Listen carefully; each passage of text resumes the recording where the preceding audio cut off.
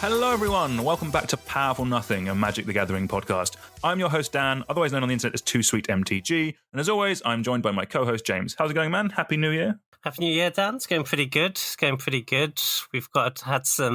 I did some a Olympic level of sleeving cards yesterday for an enterprise that we're going to be touching on. It's all going well. Oh yes, yeah, because our main topic for today is James has built a powered cube, and today we're going to talk about it and go over some of the thought process behind it, some of the cool things that he's testing, some of the cool things he's playing, and also just kind of the process. So if you at home want to build a power cube, this is something that you can use as a resource. Obviously, links to that will be down in the description below, as well as time codes to everything we're going to be talking about today. But I think let's jump into our first section. Let's talk about the news. So generally speaking, it's been pretty quiet over Christmas and New Year. The main thing, I think, is that Ravnica Remastered has come out. Hopefully, I might get to play some of this, but we'll see if anyone we know buys the booster box and messages around everyone. For me, the main thing is that I can get a whole old border dredge deck now, because they've added Golgari, Grave Troll, and a couple of others that previously weren't in old bordered to the old frame list in the set.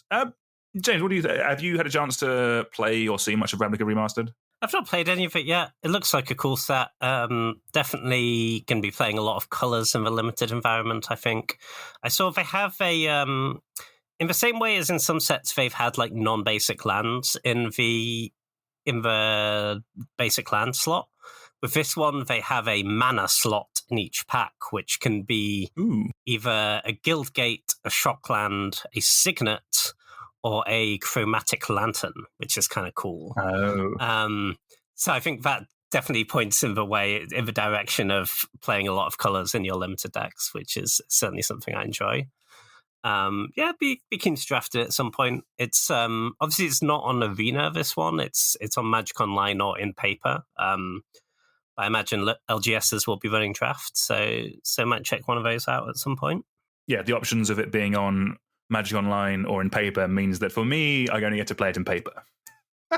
But Daniel, it's such flawless software. What could possibly go wrong? It's been down like 3 times in the last week, but that's fine. But yeah. Actually, we should probably organize a draft for this, because the last 2 I've actually quite enjoyed. They've been generally quite fun. I think what I've liked about the previous ones is that just like I say this as a positive. Like the power level isn't super high. It actually feels kind of slightly less than maybe even like a regular set nowadays, and you get to play with some kind of slightly more dorky but cool older cards. And being powerfully in my 30s now, that's kind of what appeals to me. Yeah, for sure. I think, certainly the last one, Time Spiral Remastered, that was very true, because the power level of commons in the Time Spiral era was a lot lower than it is now. The most recent Ravnica had some pretty legit commons, like Blade Juggler, sure kills some people, but I think, it's not these are not super powerful sets on the whole. These are certainly nothing like you'd see in a master set. Right? No, exactly. And I think as well, what works for them is that they're not anywhere near as expensive as a master set. I think they're somewhere in between a regular set and a master set, but way closer to a regular set. Yeah, for sure. It's a lot cheaper than like Lord of the Rings, I think, for example. And what I've seen from just for spoilers, it looks like they're pushing the format towards like dirtly 5-color stuff, which Marvelous. Is great, because I'm so sick of dying to 1-drops in every limited environment, man. And then you just have to draft 1-drops, and that's all you can do. Let me play my Guild Gates. No, awesome. Yeah. Hopefully we get a chance to give that a go.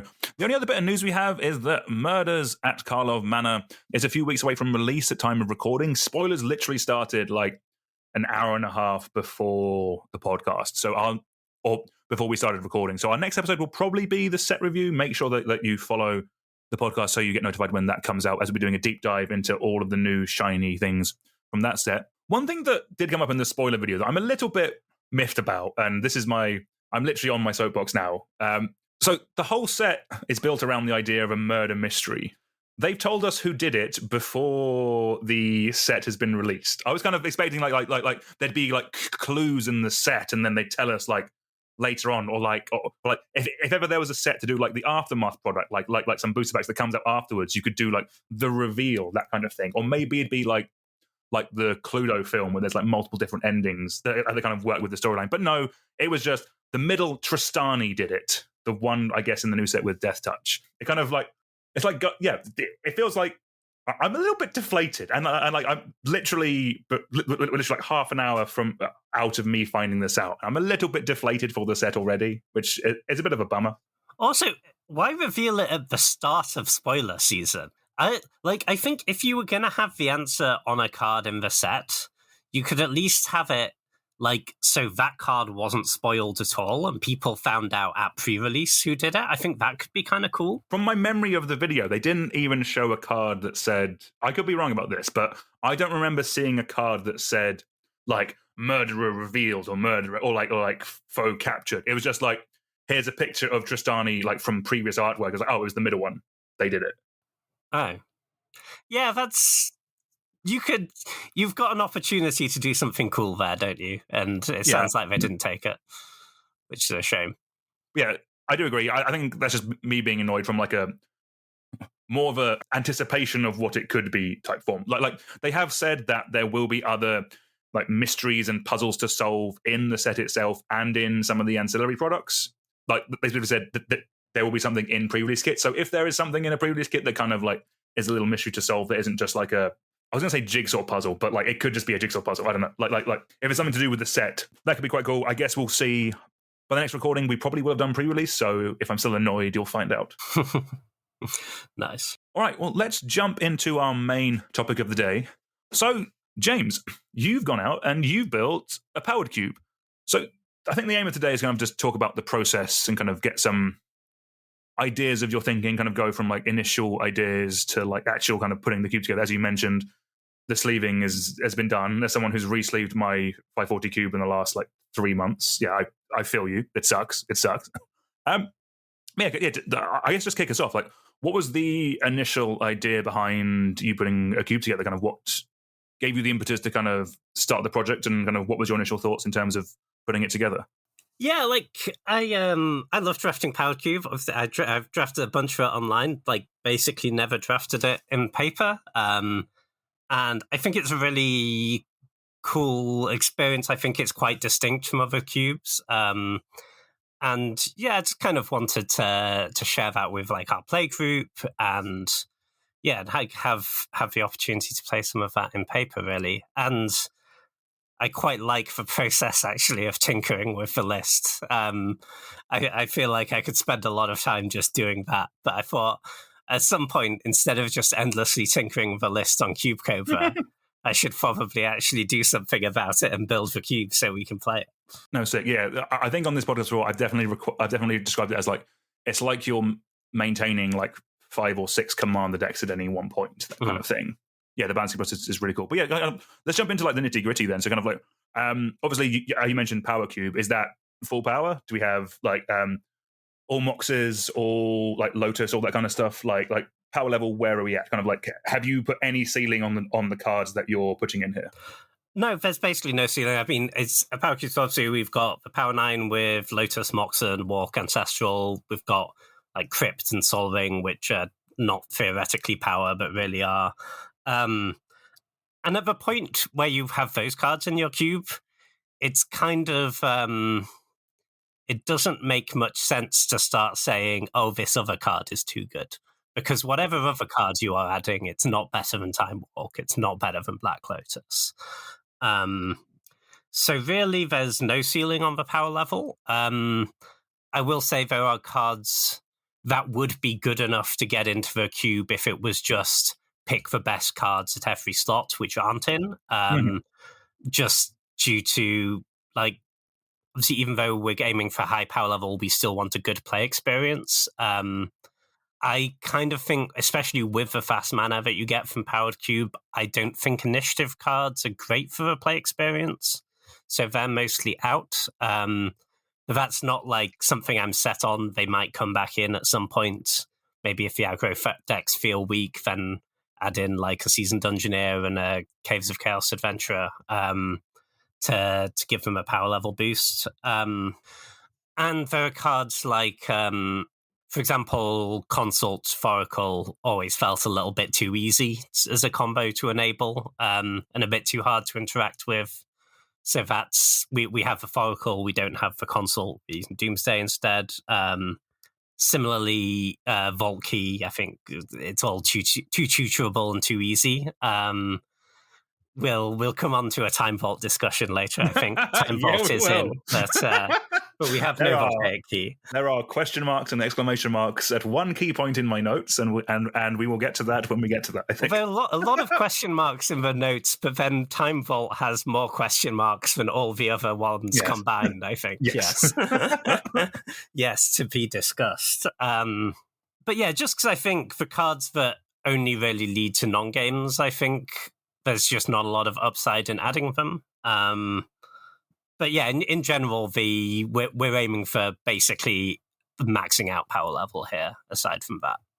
No, sweet. That makes sense. And just the other thing that I'd kind of go over before we jump into more detail is size-wise, it's a 540 cube. Is that correct? Yeah, 540 cube.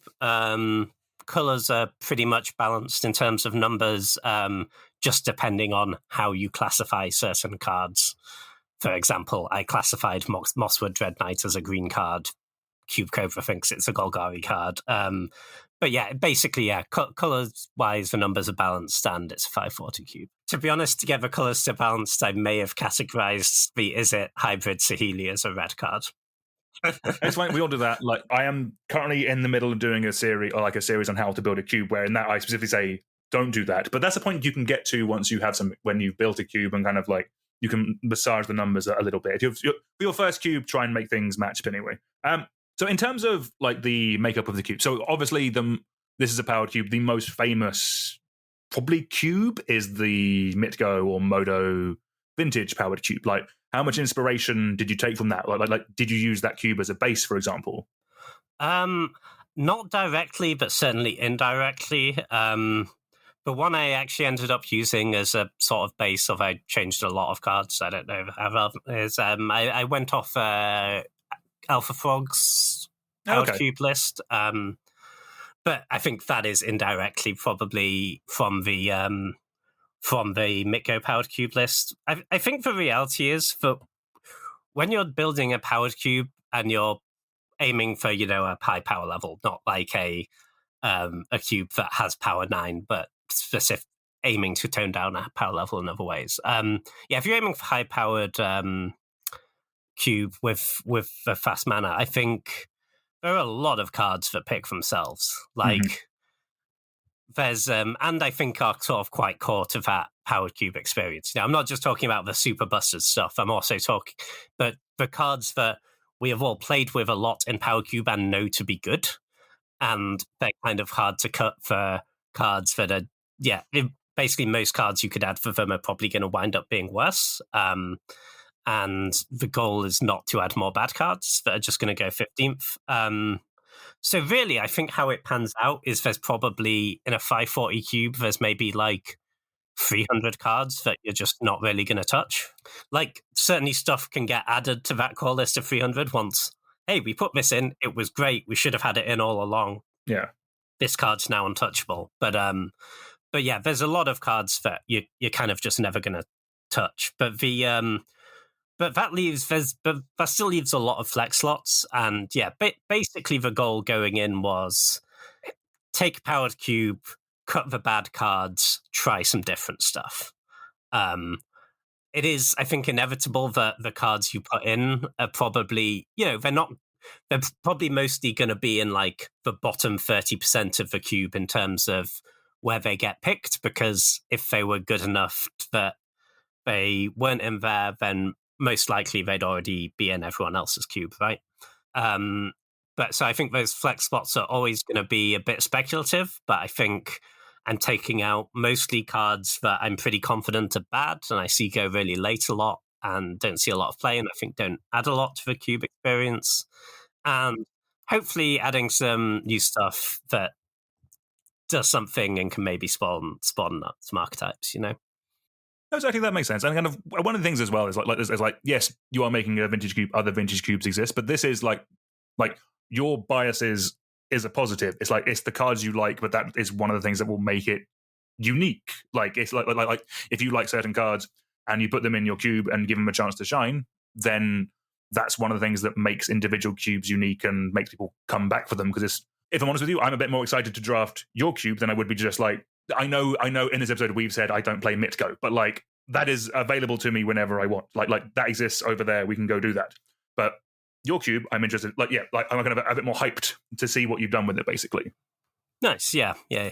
I think that's certainly very. I think it is. You can go too far in that direction, very right, where you're just like, oh, I don't really like playing aggro, so I'm gonna cut all the red aggro cards for like more spot removal and deceiving songs. You know, I can't remember which pro player it is, but they have.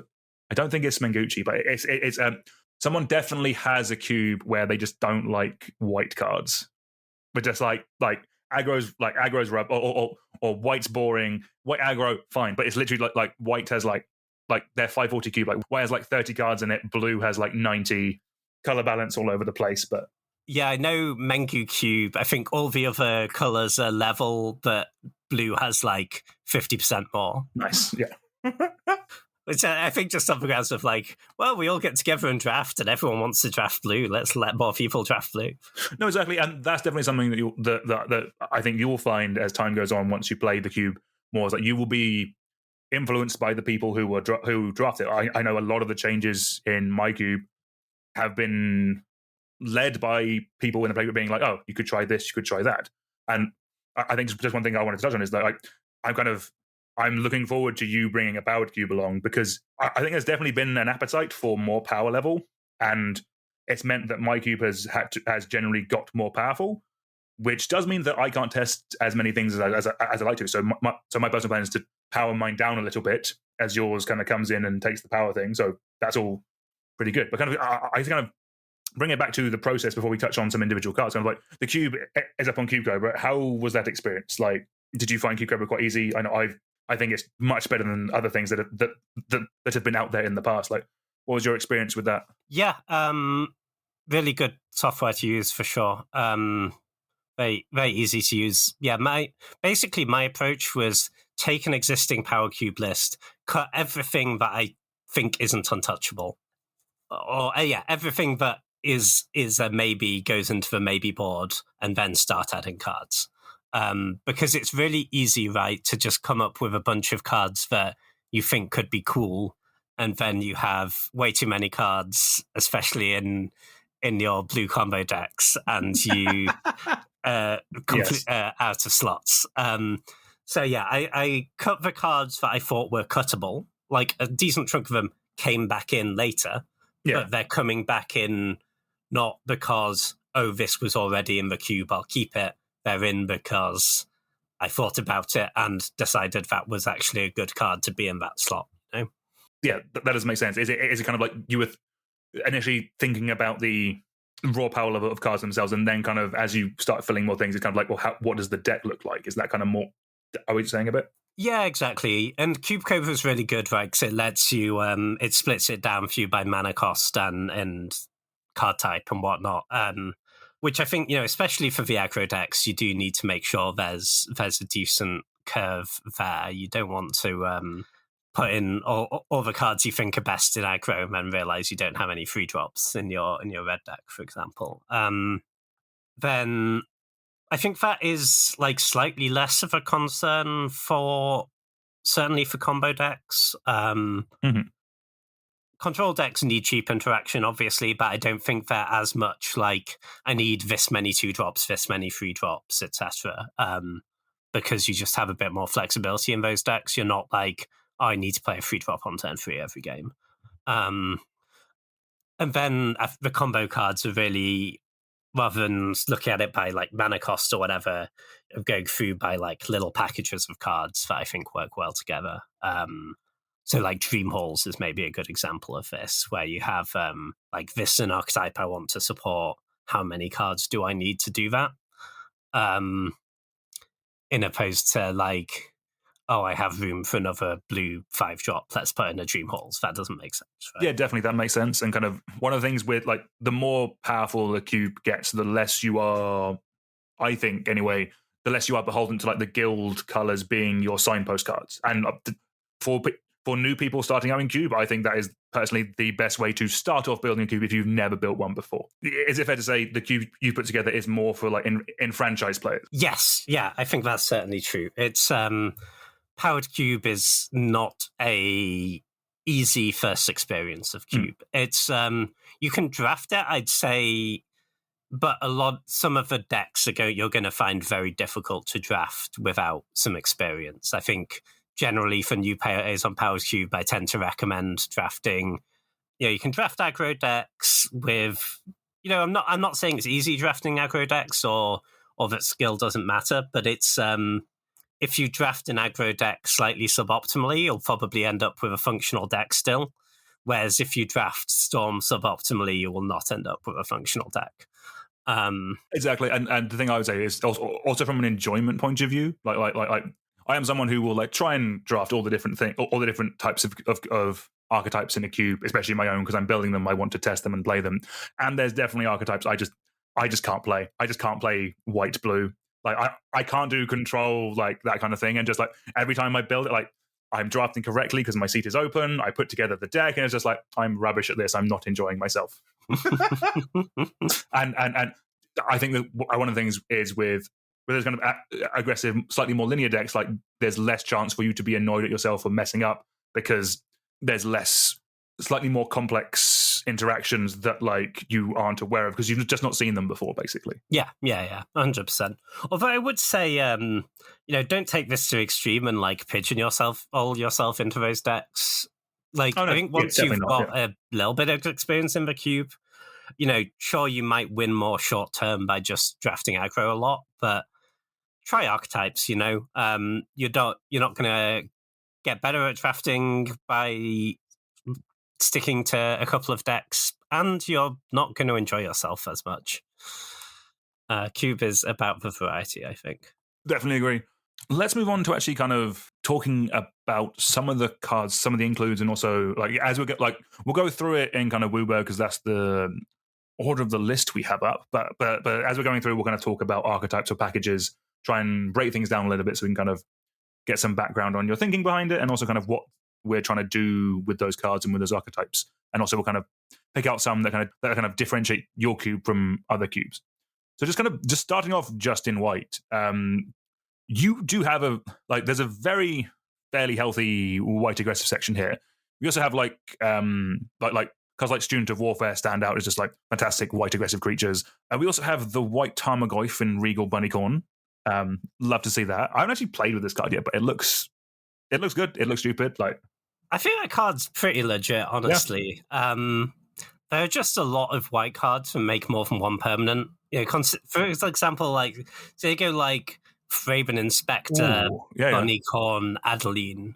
Your Bunnycorn is attacking it's a 5/5 on turn 3. It's that card does a lot of work. No, definitely. And actually they've just printed another Thraben Inspector, haven't they? They sure have. Yeah. No, nice. But yeah, with mono white, is there anything out of the ordinary with it, or are you just trying to keep it as classic as possible when it comes to mono white? I think, in terms of the white aggressive decks, I think those decks need to exist. I think they're it is the thing, I think, of often you hear like mono white talks about as the fun police, and it very much is. That's right. But I think if you take away those aggressive decks, then actually the overall experience is less fun, right? Because you don't have that pressure to impact the board quickly, and it's kind of like too much ice cream, I think mono white's, I hope, in a good place. I feel like there have been iterations of Cube where mono white's been a little bit too strong. Part of why, like you don't see White Plume, for example, in here. But 100%. Yeah, I think outside of that, we're just aiming for the good mono white cards here. I think there's a bunch of flex slots available over what cheap creatures you want to play. For example, like, do you want Tithe Taker or Seasoned Hallowblade? I think the cards are very, very close on power level. I wouldn't have a strong opinion either way, really. No, makes sense. But keeping it white as we're kind of going down a little bit, I see you've got Auriok salvages in here. So for those who don't know, this is 3 and a white for a 2/4 human soldier with the ability 1 and a white to return target artifact card with converted mana cost 1 or less from your graveyard to your hand. So this is immediately giving the ideas that a deck exists in this cube, James. Do you want to talk a bit about what Auriok salvages is doing here? Yeah, for sure. So Auriok Salvages is mostly about the Bomberman combo. So that is combining Auriok Salvages with either Lion's Eye Diamond or Black Lotus. If you do that, you can, say you have Lotus, you can crack your Lotus, make 3 white mana, you pay 2 of that white mana to return Lotus from battlefield, and crack it again. You're up a mana each time, you go infinite. It can even make infinite mana of any color because at some point you have enough white mana, you can start generating blue mana or whatever. With Diamond, you can do exactly the same thing, but obviously you have to discard your hand, which makes it a little bit more difficult to kill with your infinite mana. But there are cards, for example, like Walking Ballista that you can return from the graveyard with that ability and will kill your opponent. So yeah, certainly like a pretty narrow card. It's you're really, I think, not going to be interested in it unless you have one of those 2 cards. I don't think you want to be hanging around returning Mishra's Baubles, particularly for value. Yeah. But I'm kind of fine having a couple of those cards in there that are a little bit narrow but powerful when you get them to work. Just because Auriok Salvages combo is like a unique thing, right? That's interesting and fun to do. I'd kind of rather have that in than some random medium white 4-drop, you know? No, exactly 100%. Like I'm a big fan of when I first built my cube, everything had to synergize with everything, or as much as possible. But the more I've got to, or the more I'm going to say, developed as a cube builder. That seems a little bit knobby to say, but or the longer I've had a cube, the more little narrower cards. Those are all the ones that kind of can lead to the most exciting kind of like cool moments in gameplay and stuff. And like so many cubes run like Dark Depths combo. That's actually super narrow in terms of the cards that work with it. And like Bomberman is kind of similar than that in the card count. And yeah, because it's a 540 cube, it means you might not see Bomberman like Auriok Salvages every draft. But it's one of these ones that when it does come up, that's really cool. Yeah, for sure. And I always kind of value the cards where it's like someone's going to come up to you after a draft and say, oh, I've got this sick Auriok Salvages combo deck. Like no one's ever come up to you after a draft and said, oh, I've got this amazing Intrepid Adversary deck. This is not a thing because it's interchangeable and Auriok Salvages isn't. No, makes sense. Keeping going down white, couple of cards that I'm kind of expecting to see in a powered cube. So we have Balance in like one of the few truly powered cards that you only really see in like powered cubes for white specifically. I'm assuming is Balance. Oh yeah, love Balance. So Balance is great with basically if you can store your resources in a form that is not countered by Balance. So Balance equalizes cards in hand, lands in play, and creatures in play. However, if your cards are in the form of artifacts in play or planeswalkers in play, Balance does not care about these things. So you end up getting up on cards. So I think, probably the easiest way to abuse Balance in Powered Cube is just in the artifact decks. If you're playing a bunch of mana rocks out quickly, then you're probably A, emptying your hand quicker, and B, you're not putting creatures into play. Balance will both kill your aggro opponent's board and maybe take a card, or if you're playing against control, it will probably take a lot of cards out of their hand. Really powerful card. It's one of those cards where it's like, there are definitely games where it's bad, but the thing is, for games where it's bad, you're probably the games you're winning anyway. That's okay. And there are games that Balance will win you that no other card will. I had a really interesting, really fun Balance deck the other day where I had... It's like a Titania lands deck, but because I was playing Titania, I had Zoan Orb. So you can sack a bunch of your lands and balance them down to like one land, and you keep like a Tellurian Academy, and they keep their planes. It's great. Sick. I've not thought about balance in a Titania deck. I do love Titania in Cube. That one's sick. But yeah, no, nice, very cool. Kind of keeping it on white and also keeping it on a card that works with another green card. Swift Reconfiguration. So this is a single white for an enchantment aura with flash, and it enchants creature or vehicle. Enchanted permanent is a vehicle artifact with crew 5 and loses all other card types. So this is kind of by itself a sort of removal spell. It stops a creature becoming a creature because it's a vehicle, so they have to crew it in order for it to attack and block that kind of stuff. But this is in here, I'm assuming, because it combos with Devoted Druid. Is that correct? Do we have Devoted Druid in here as well? Yeah, Devoted Druid's in. That is certainly part of why it's in. For me, it's like, this is a pretty acceptable removal spell. Like, not a great one, but not a lot worse than something like Oust, for example. So it's kind of free to put it in, and then you get the cool upside of occasionally you get to do the Druid combo thing, which you put your Swift Reconfiguration on your Druid. You can keep untapping the Druid to put -1/-1 counters on it and make more mana, but because it isn't a creature anymore, that won't kill the Druid, and you can just make infinite mana.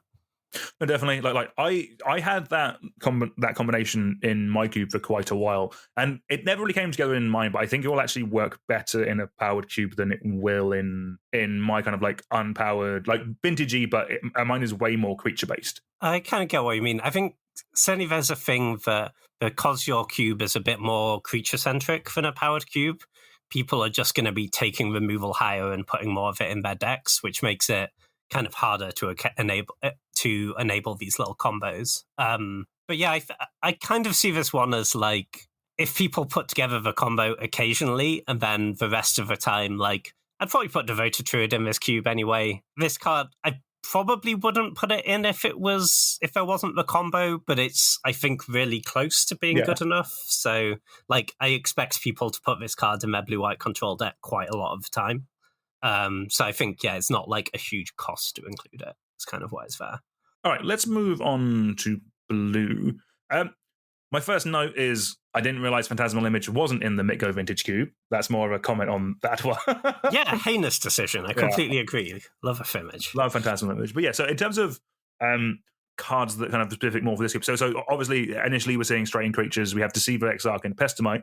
So I'm assuming in red we're going to see Kiki Cheeky, Splinter Twin, all the combo goodness with those. But yeah, they're not just there as a trap to that would seem a little bit harsh. Yeah, that's very cool. Don't do that to your drafters, people.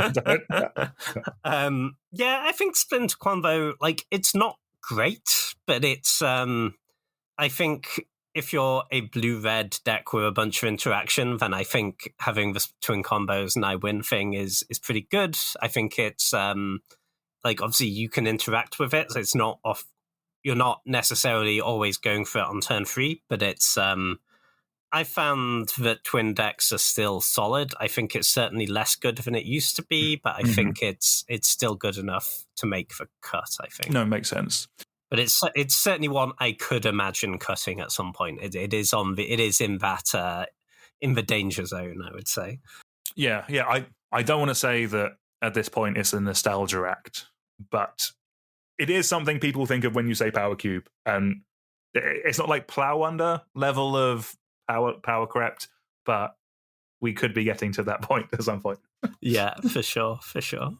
No, that makes sense. And then in blue specifically, we see a lot of cards that you're kind of expecting to see in a Power Cube because of just how they work with that, like with the cards available to us. So by that I mean we have like Thieving Skydiver, which can come in and steal a cheap artifact. So we're going to be cheap at stealing like Mox or other busted artifacts. We have things like Spellseeker, which sees plays in a lot of cubes, but in non-powered cubes, it's getting kind of like at best flash a lot of the time, like a burn spell or a removal spell. But in Vintage Cube, it's getting like Time Walk, I'm assuming, or Ancestral, James.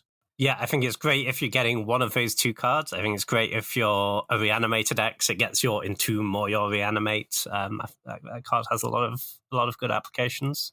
No, exactly. And then just below that we see Trinket Mage. Again, I'm assuming to get like actually, do you play Trinket Mage to get your Mox? Is that good enough? Generally not. Yeah, I was going to say because that's just a Farhaven elf at that point, or like a Wood Elves at that point. Okay, you want. I mean, the first thing is you want some good options to get, like not just one. But say you're like an Academy deck, and it can get your Mox if you need the Mox, or it can get your Retrofitter Foundry. Go hand with that. Or if you're like a Draw 7Z Storm deck, and it goes to get your Lion's Eye Diamond, that's really good.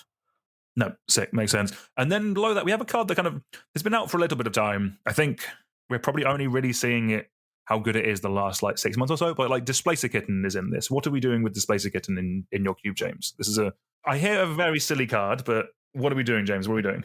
What aren't we doing? Every time I put this card in my deck, I'm like, I find a new exciting thing to blink. It's great. I think, so maybe some of the biggest hits for blinking stuff like, if you have Displacer Kitten Coveted Jewel, you can basically draw your deck and cast every spell. Sick. I'm assuming with that we have Coveted Jewel in yours. Yes. Every spell draws you 3 cards and makes you 3 mana.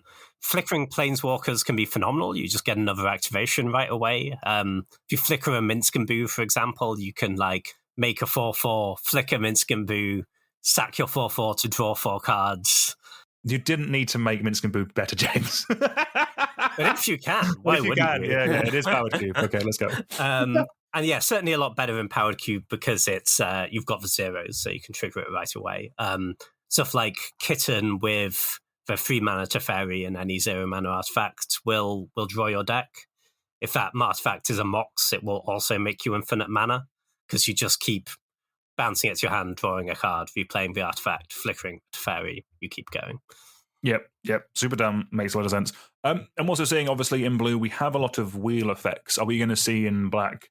Actually, sorry. Yep. We have a lot. In blue, we also have a lot of wheel effects. We see the Hull Breacher. Is the wheel deck a thing in this? Like when we get to black, are we going to see Shieldred and Orcish Bowmasters, that kind of thing? Yeah, 100%. I found that deck to be really, really good. I think Hull Breacher's a really high pick at this point. There's even some extra spicy options to support the draw punishers. Teferi's Puzzle Box was a sneaky inclusion. I'm really excited to play with it. I am. It might be really bad. I'm not going to lie. It might be really bad. But so yeah. Actually, while we're here, let's talk about this package because I'm also seeing Leovold, Emissary of Tress, and this is where my hatred for Teferi's Puzzle Box specifically comes from. So how deep are we going with this? So it looks to be in effectively 4 colors because we have Leovold leading us into green a little bit. What else do we see for this deck out of interest? So I see. So obviously it's a Powered Cube. We have Time Twister. Are we going? We also have we have Time Spiral, James. We have Time Spiral. Of course, we have Time Spiral. You cannot be cutting Time Spirals. Is that in here specifically for this deck, or are we going to be doing some Storm stuff with this? Oh yeah, we're doing Hot Storm stuff. We've got High Tide in as a mana doubler. The Spiral's just a really strong card. It's a draw 7 where you get the first shot at using your cards. Yeah. Obviously, it costs 6 mana, but this is Power Cube. We have a lot of ways to accelerate. It's weird. Almost in the ideal scenario, you don't actually get to untap 6 lands because you want to do it early. But yeah. But yeah, also with like Fast Bomb and stuff, it's absolutely phenomenal as a Spiral. Yeah, I think it's between Spiral and Twist. I kind of think Spiral is maybe the best of the draw 7s even. Oh, fair enough. Yeah. As you said, if you're untapping a land that makes you more than 1 mana, it's super dumb. Like one of those lands can be a Cradle, one of them can be a Tolarian Academy, all this kind of stuff. These things are all allowed. Yeah. Very cool. And then also in blue, I see you're running Opposition. I kind of gave up on Opposition. For me, it had its plow under moment of kind of it had been passed by other cool things. I do like Opposition because it is effectively a 1 card like build around. There aren't that many of those that exist. Kind of like it's 1 card. You can build a whole archetype around it. That is cool for cube design anyway. But what's your thought on Opposition, James? Is it defend it for me? Come on. I think your opinion is the one shared by most people who play a lot of cube. I have found this card, the last time I got to play with it in Cube, because everyone cut it from their cubes, I thought it was still pretty decent. I think I think people get a bit too locked into the idea of this is a card for blue-green and a bunch of mana elves. I found this card to be pretty legit in like your Esper-ish decks that are playing a bunch of interaction and making a bunch of tokens.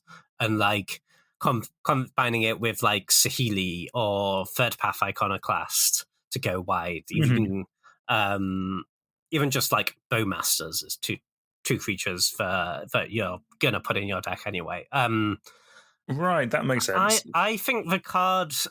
I'm willing to be proven wrong on this, but I think it warrants another try at least. But it's certainly, I will admit, it's probably on the lower end of the power level. No, I think that's fair. What you're saying about it not being because where I've generally seen it is like, when you combine it with green with things that make a load of squirrels. Like that kind of thing. But actually, what you were saying about it going in like it in more control, like decks with black, I actually quite like the sound of that because you have like, I can see in your list, and we'll get to this in a bit more detail, but stuff like Bitter Blossom and like Jadar, those seem pretty. That actually seems pretty good with opposition when you can like actively just tap down their lands and they can't do anything. Like you are actively racing with them and locking them out of the game, like especially with like Bitter Blossom. Yeah, for sure. And it also is nice that the thing you are trying to do is tap all their lands and lock them out of a game eventually, but before you get to that stage, before you're that well set up, it also keeps you alive really well against creature decks. Like, if you have 2 1/1 tokens and they have 2 5/5s, opposition is a phenomenal card to stabilize that board. And how they're going to do, like, use their removal spells on your 1/1s. That's also pretty fine for you. No, sick. Yeah, makes sense. Let's go down one card in your blue section. Let's talk about Dream Halls. So this is one that's definitely kind of, we said it before, it's kind of got a bit of, it kind of became an archetype very quickly when Daybreak took over the Vintage Cube, and I've put it in my cube and I really love it. It's an awesome, fun deck to play. It's one of the most fun just doing stupid things. But like, how have you specifically? So actually, I'll read Dream Halls. Actually, you know what? I'm gonna treat the audience. I'm gonna read the errata of Dream Halls.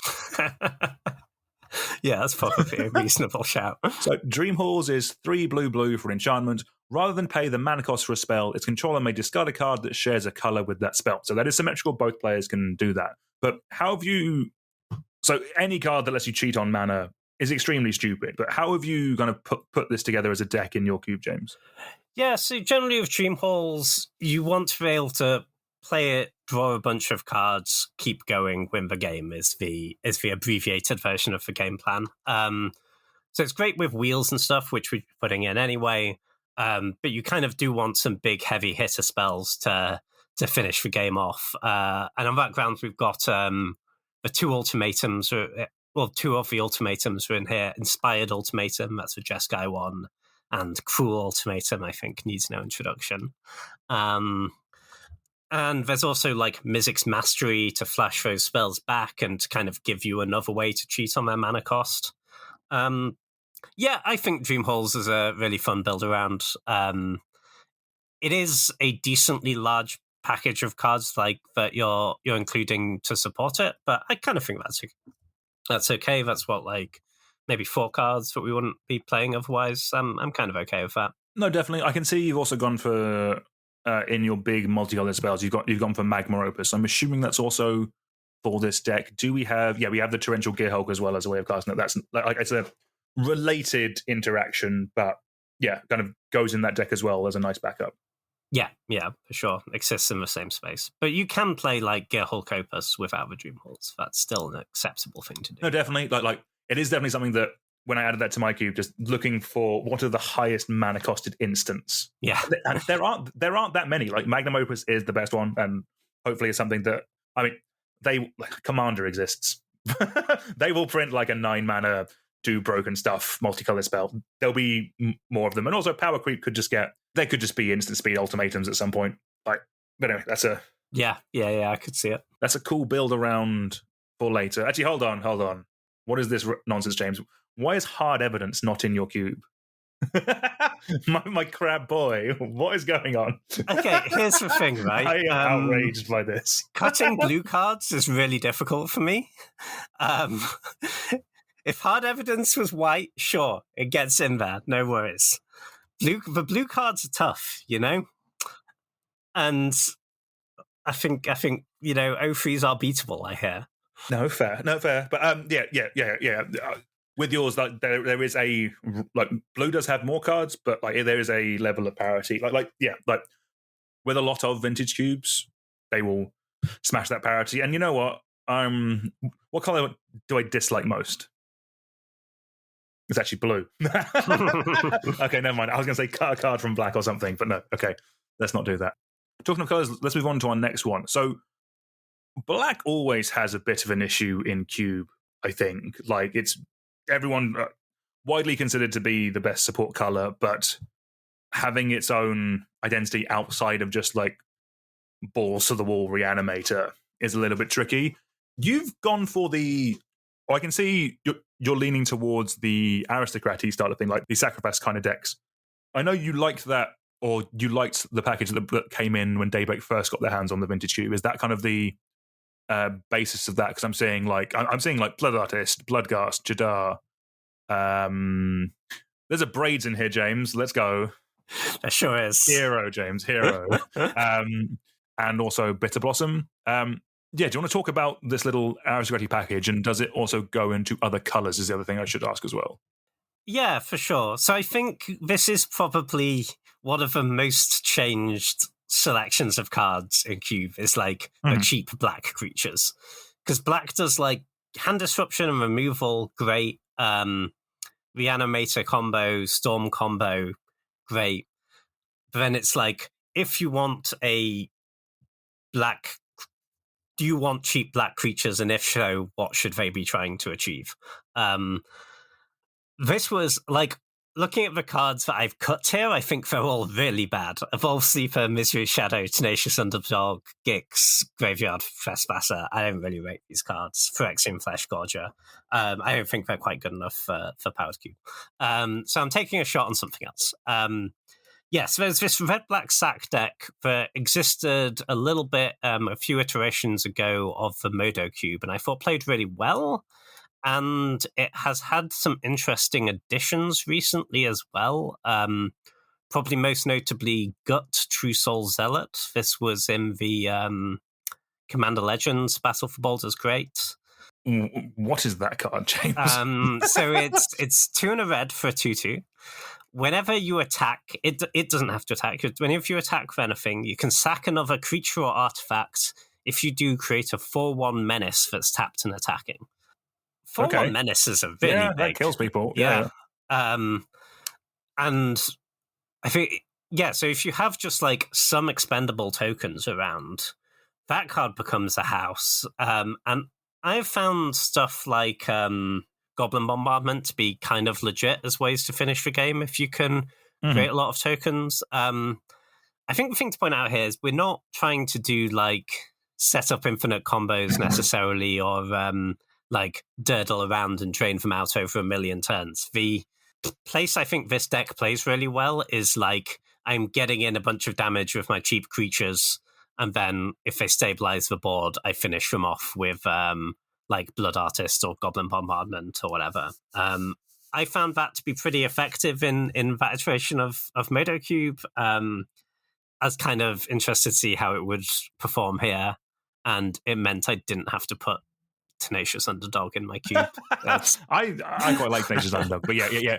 I do see what you mean. Kind of like it's this kind of selection of Sacrifice Matters cards. It's more of like a package. It's a grouping of cards rather than like what the whole archetype is trying to do. Because I like when I've had aristocrats in my cube, it has been what white, black, and red, black were doing as colors, and I found that to not be powerful enough because you were playing a lot of kind of dorky cards that just got raw power leveled out of the game. Like one Blood Artist is probably good in a deck, but what I found is like having like 3 or 4 of them, they just get run over a bit too easy, and kind of like I can see you in yours. We have some token makers in red, which are like the Rebel Masters. They're just like Goblin Rebel Master, Squee, Dubious Monarch, and Krenko, Tin Street Kingpin. Those are just good aggressive cards anyway, but they're good in this little package. And then we also have in Rakdos, we have Mayhem Devil as well, which is just actually a super annoying card because things get sacrificed anyway. There's fetch lands in this cube, but I'm assuming in that deck as well. It's a nice card that kind of brings the room together. Exactly. Yeah. Mayhem Devil is kind of the best one of those effects. And the nice thing with this deck, right, is if you're in this space, you always get the Mayhem Devil. No one else wants it. Yeah. You always get the Bloodlust.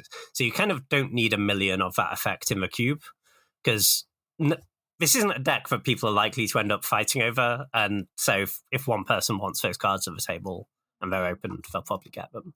No, it makes sense. And kind of that's what I like from gold cards. Like I like them to be, or especially in more powerful cubes, I like them to be rewards for the person drafting them. Like if you're the one who has found your seat, you have found your lane, you have found the kind of colors that you're in, you should be able to wheel that card. Yeah, for sure. No, nice. All right. So in black, I think I want to pick your brain on this actually.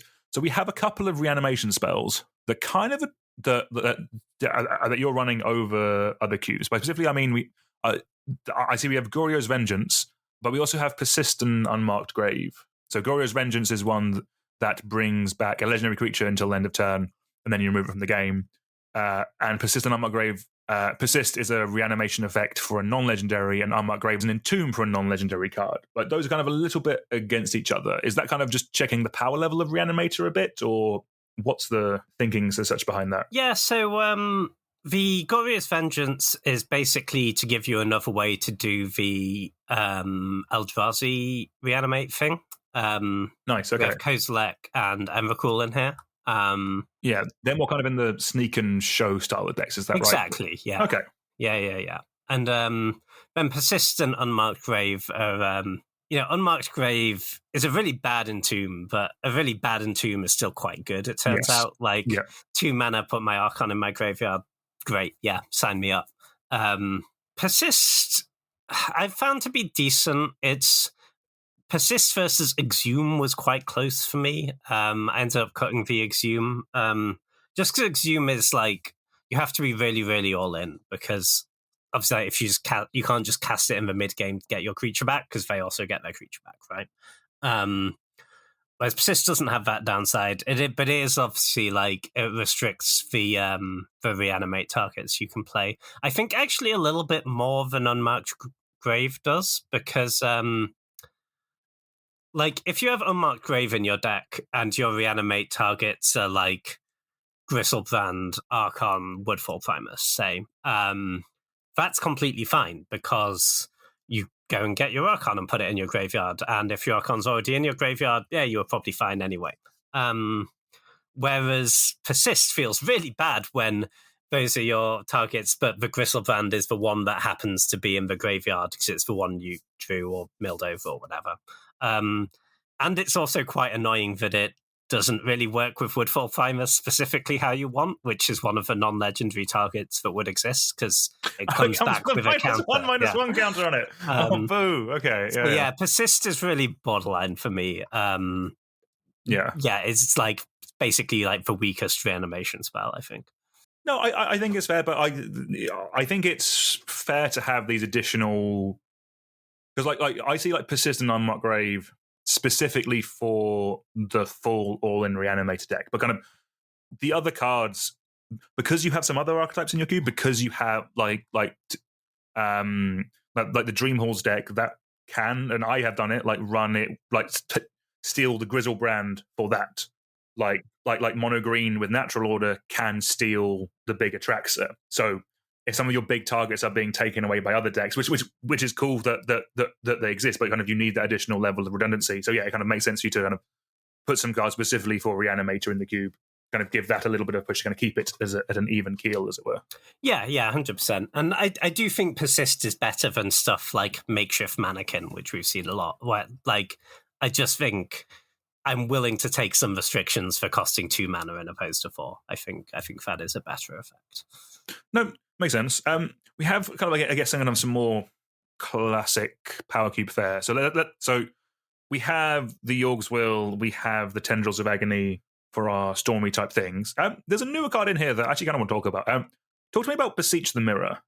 I think is this card just really good? And did I know it's doing a lot of things because at 4 mana it just goes and gets your base level. It's a second copy of Shieldred, all that kind of stuff. But like, what's it doing in Power Cube, James? Like, what is it doing beyond just the get good 4-drop creature and hit with it? Like, what is it doing here? Yeah, I think this is mostly a Storm card, to be honest. But going and getting your Yogg Will is really good. Going and getting your Doomsday can be really good. Mm-hmm. Those cards do just want another tutor, and the fact that they are obviously keen on like the black rituals means that the triple black is much easier for those decks. And yeah, I've found it to be pretty good in Storm.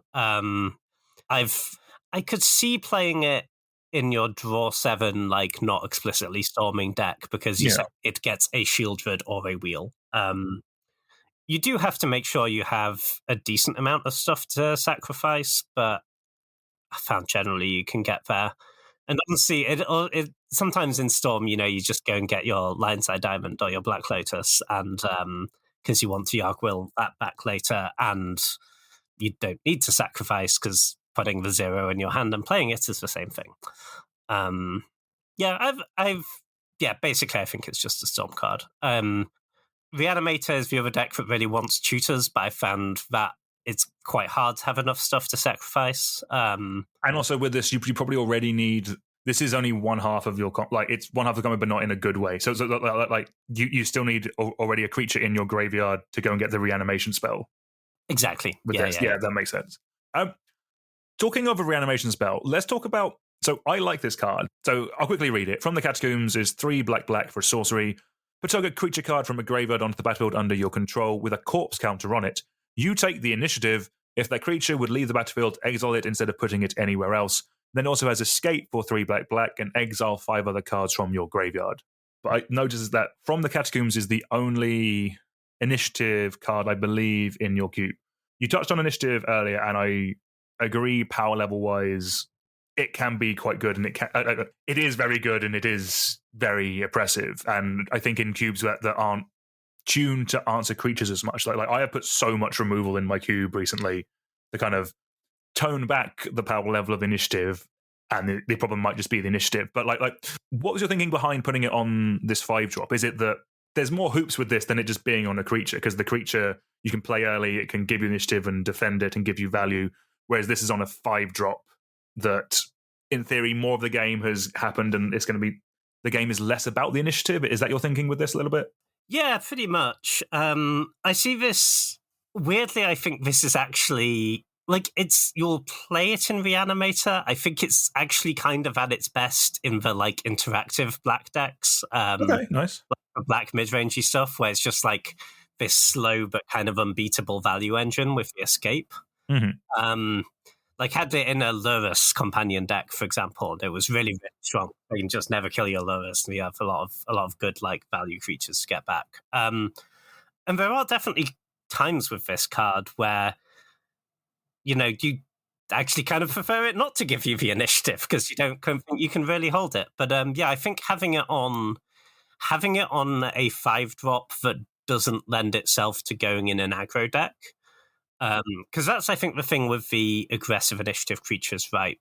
Is because they go in an aggro deck, your opponent's already on the back foot, so they, the vast majority of the time, are not going to be able to take it back, or certainly can't take it back. Yeah, it's a lot harder for your opponent to, in the aggro version, it's a lot harder for your opponent to get to to stabilize, basically, because they're introducing a value engine on top of the beatdown. Exactly. So that's my thinking. So this is all still like, we could certainly like play a couple of cubes and it comes out, but that's kind of my thinking for putting the card in. And I've found the cards just be pretty fun to play with as well. No, that's It's cool. also kind of cute, actually, one thing about card for Reanimator, that this is a reanimate that you can entomb for. Like if you have that's your cool. Yes. Yeah. if you already have your creature in the yard and you draw your entomb, you can entomb. I run Dread Return in any commander deck I can. I should probably just be running this as well now, but Yes, I forgot that. Yeah. That's great. The escape lets you get it from the graveyard. No, awesome. Right, so that was black. Let's go into red. So kind of initially we have a similar thing that you've done with white, because we're seeing all the good red 1-drops. We have Goblin Guide, we have Swiss Spear, we have Ragavan, we have Grim Lavaman. So we seem to be pretty good and aggressive. And then similarly with like 2 and 3s, like Inti is really busted as a magic card, actually. I heard someone describe it as like the red Dark Confidant. It's Dark Confidant, but it's also killing you. Yeah. It can attack down. But yeah. So just early up in red, is that kind of what you're thinking? Again, just similar to white, just the deck needs to exist to keep the cube in a healthy ecosystem, basically. Just so people can't be too greedy and dawdly, and it's not just the biggest combo wins. It's they are being checked. Is that kind of where we are with some of the early drops in red? Yeah, pretty much. I think there's certainly a decent chunk of these cards that I think have some utility in other archetypes. Stuff like Charming Scoundrel, good, decent in red aggro, but also very decent in like red black Reanimator or Sacrifice deck.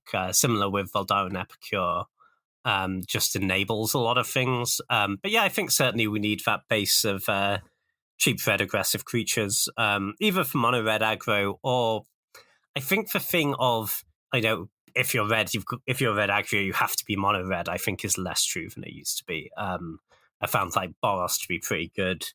Like, splashing a couple of counter spells can be pretty good. And the red aggressive creatures have just got so much better than they used to be. We rest in peace, Jackal Pup. You are not here. I'm afraid. Like red's just got some really busted cards all the way down the curve, really. Like Ragavan, Inti, as you said. Fable is obviously phenomenal. Lelia. I think, can be mono red or can be like just red X tempo stuff. No, very stupid.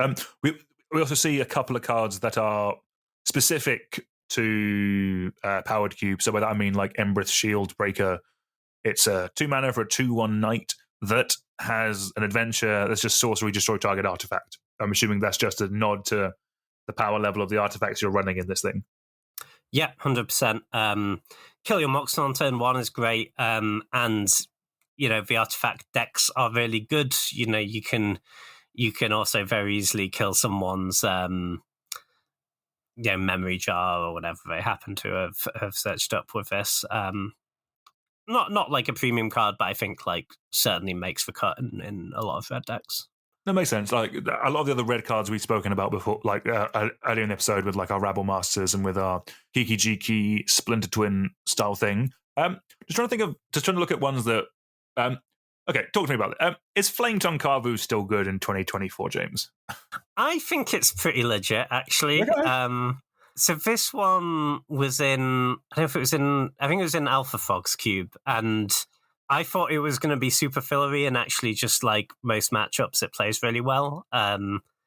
Obviously, like, maybe there are like 40% of matchups where you board it out, it's bad. But I think against all the creature decks, this is great. Like 4/2 and kill your creature is just a lot, Like the 4/2s are pretty legit threat.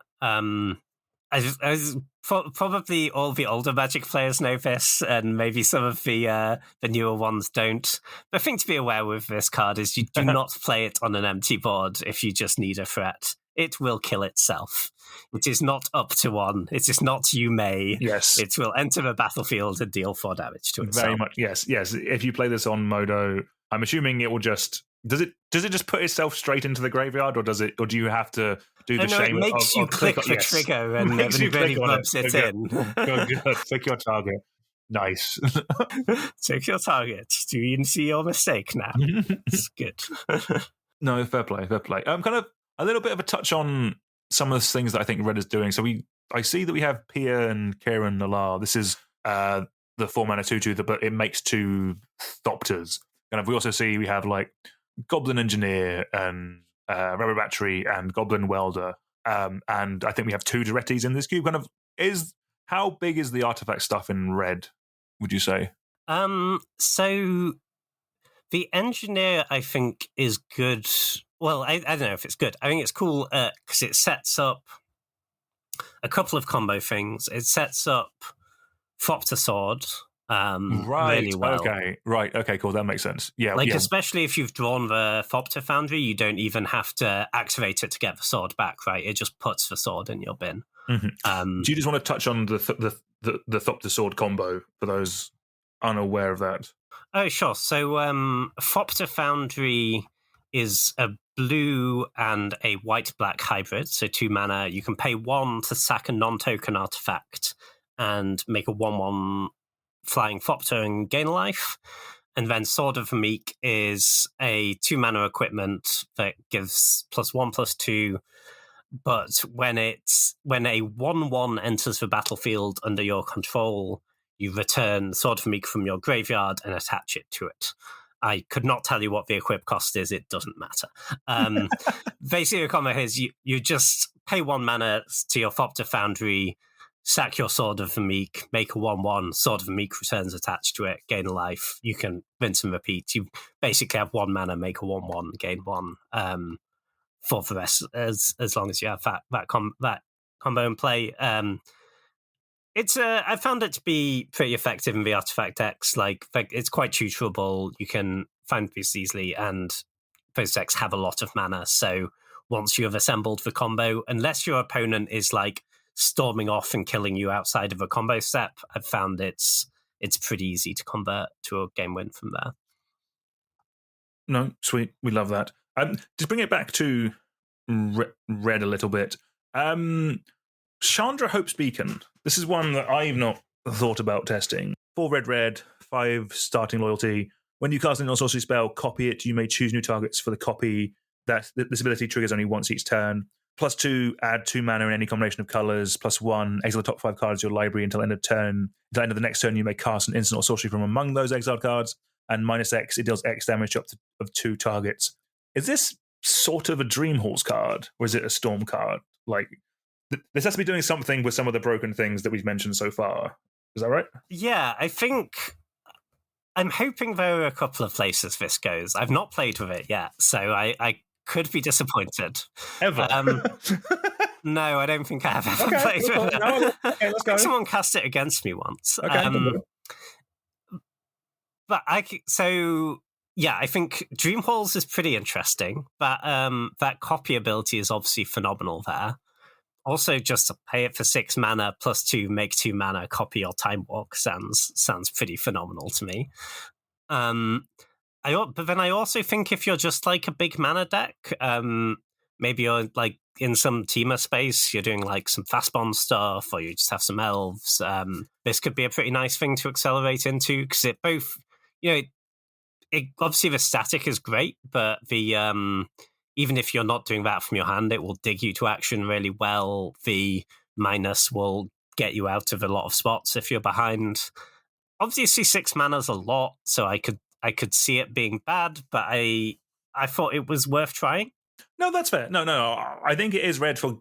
I think it is good for red to have like basically a top end, like red. It's adjacent to ramp colors and has cards for cheaty into play deck. So play some big stuff. That does track. Was there anything else in red specifically you wanted to shout out? Like a lot of kind of the instants and sorceries are kind of things we would expect in a lot of cubes, and especially battle cubes. But we have we have our lightning bolts, we have our braids again to answer some artifacts. We have Seething Song for the little storm packages. Yeah, is there anything else in particular in red you want to touch on? I think Bonfire is one that's got cut from a lot of cubes. I kind of like this as a splash in like green decks or academy decks that can just make a lot of mana, especially the green ones, because in the green ones you don't want a sweeper is the thing.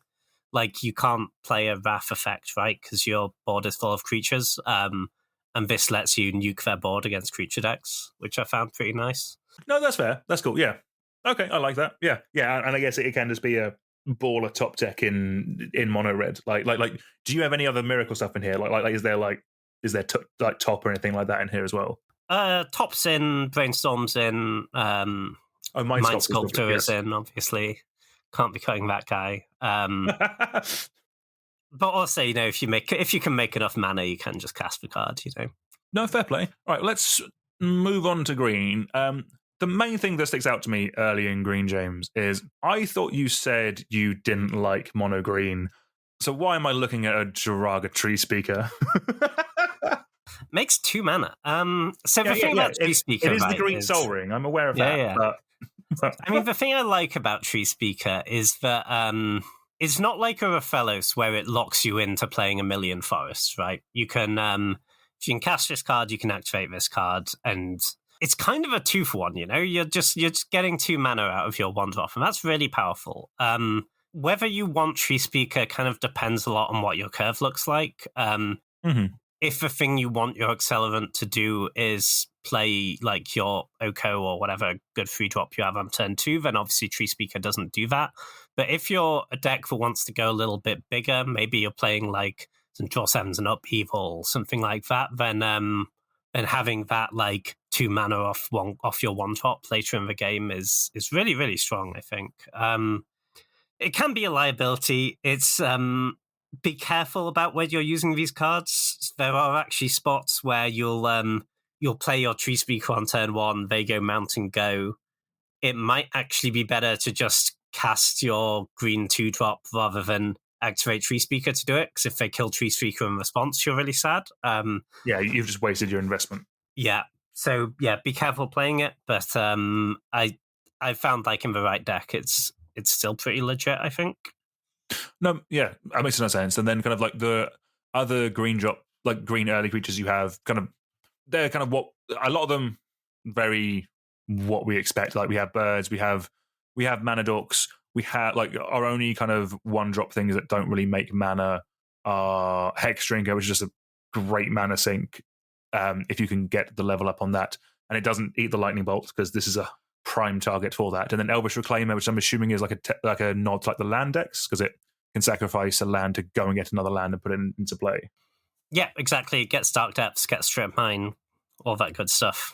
The other 1-drop that you have Haywire Might. This is the 1 generic 1/1. When it dies, you gain 2 life, but it has pay a green, sacrifice it, exile target non-creature artifact or non-creature enchantment. Is this in here because you can Urza's Saga for it, James? That's part of it. It's also just most people have good targets for this effect in powered cubes. Not everyone. There'll be people where you board it out.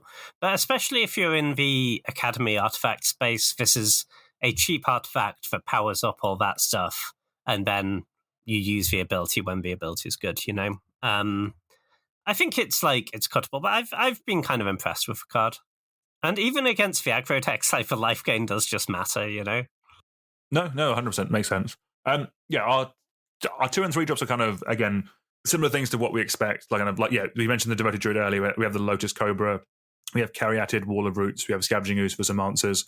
The 3-drop, I find this generally is the way in most cubes, just because this is where the 3-drop, this is where these cards tend to be, but a lot of the 3-drops are like Landsy Matters cards, just because, unfortunately, they keep printing Lands Matters cards at one green, which is a little bit annoying. Hopefully some variety. But then when we get up to like 4 and 5 and 6, we have some green beef, and this is what I'm here for, James. We have Elder Gargaroth, Kogler, Vorinclex, I think, is a spicy one. Like, I really like this card. Like Vorinclex Monstrous Raider. Basically, it's a 6 mana 6/6 with Trample Haste that doubles all of the counters you put on your things, which is sick. Yeah. I love that. Yeah, no, the card does some work. And the halving the counters on their stuff actually comes up like more than you'd think as well. Nice Fable of the Mirror Breaker. I'm afraid it doesn't do anything. Nice, no fair. Yeah. Actually, looking at it, I see you also have Titania and also the Deep Forest Hermit. So you do have the base does still feel very like mono greeny, if that makes sense. Yeah, I mean, I think the things I want green to be able to do are set. Like, I think the land stuff is really good and really interesting. Yeah. And I want as much of that as possible. Like, we've got we've got like exploration and obviously fast bond and stuff as well. And then the rest of what green's trying to do, I think, is like value cards and Titania is a really good win con for those land stacks. Like Ewit, you can do some really interesting stuff with in cube where you're like flickering it and you've got a time walk or whatever. And then the threats like Questing Beast, Ulenwald Oddity, I found that to be a pretty good thing to do with your mana dorks. Like rather than trying to get up to 8, you do that and play good cards in other colors and kill them with your Questing Beast. Yeah. And then the top end, like Woodfall Primus, is mostly there for like flash and reanimate and stuff, but you can natural order for it. You can cast it if you want to.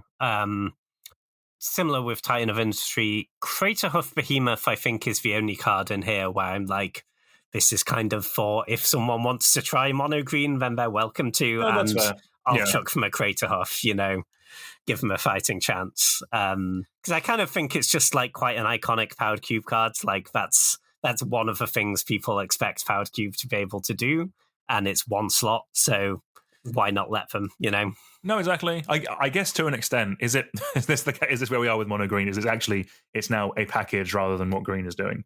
Yeah, kind of. It's like the package is natural order Craterhoof, just stick it in a green deck. Yeah. I mean, like, we've still got the elves, obviously, but it's not like, you don't see something like Raphaelos in here, for example, because, like, I don't think it leads you in a good direction in general.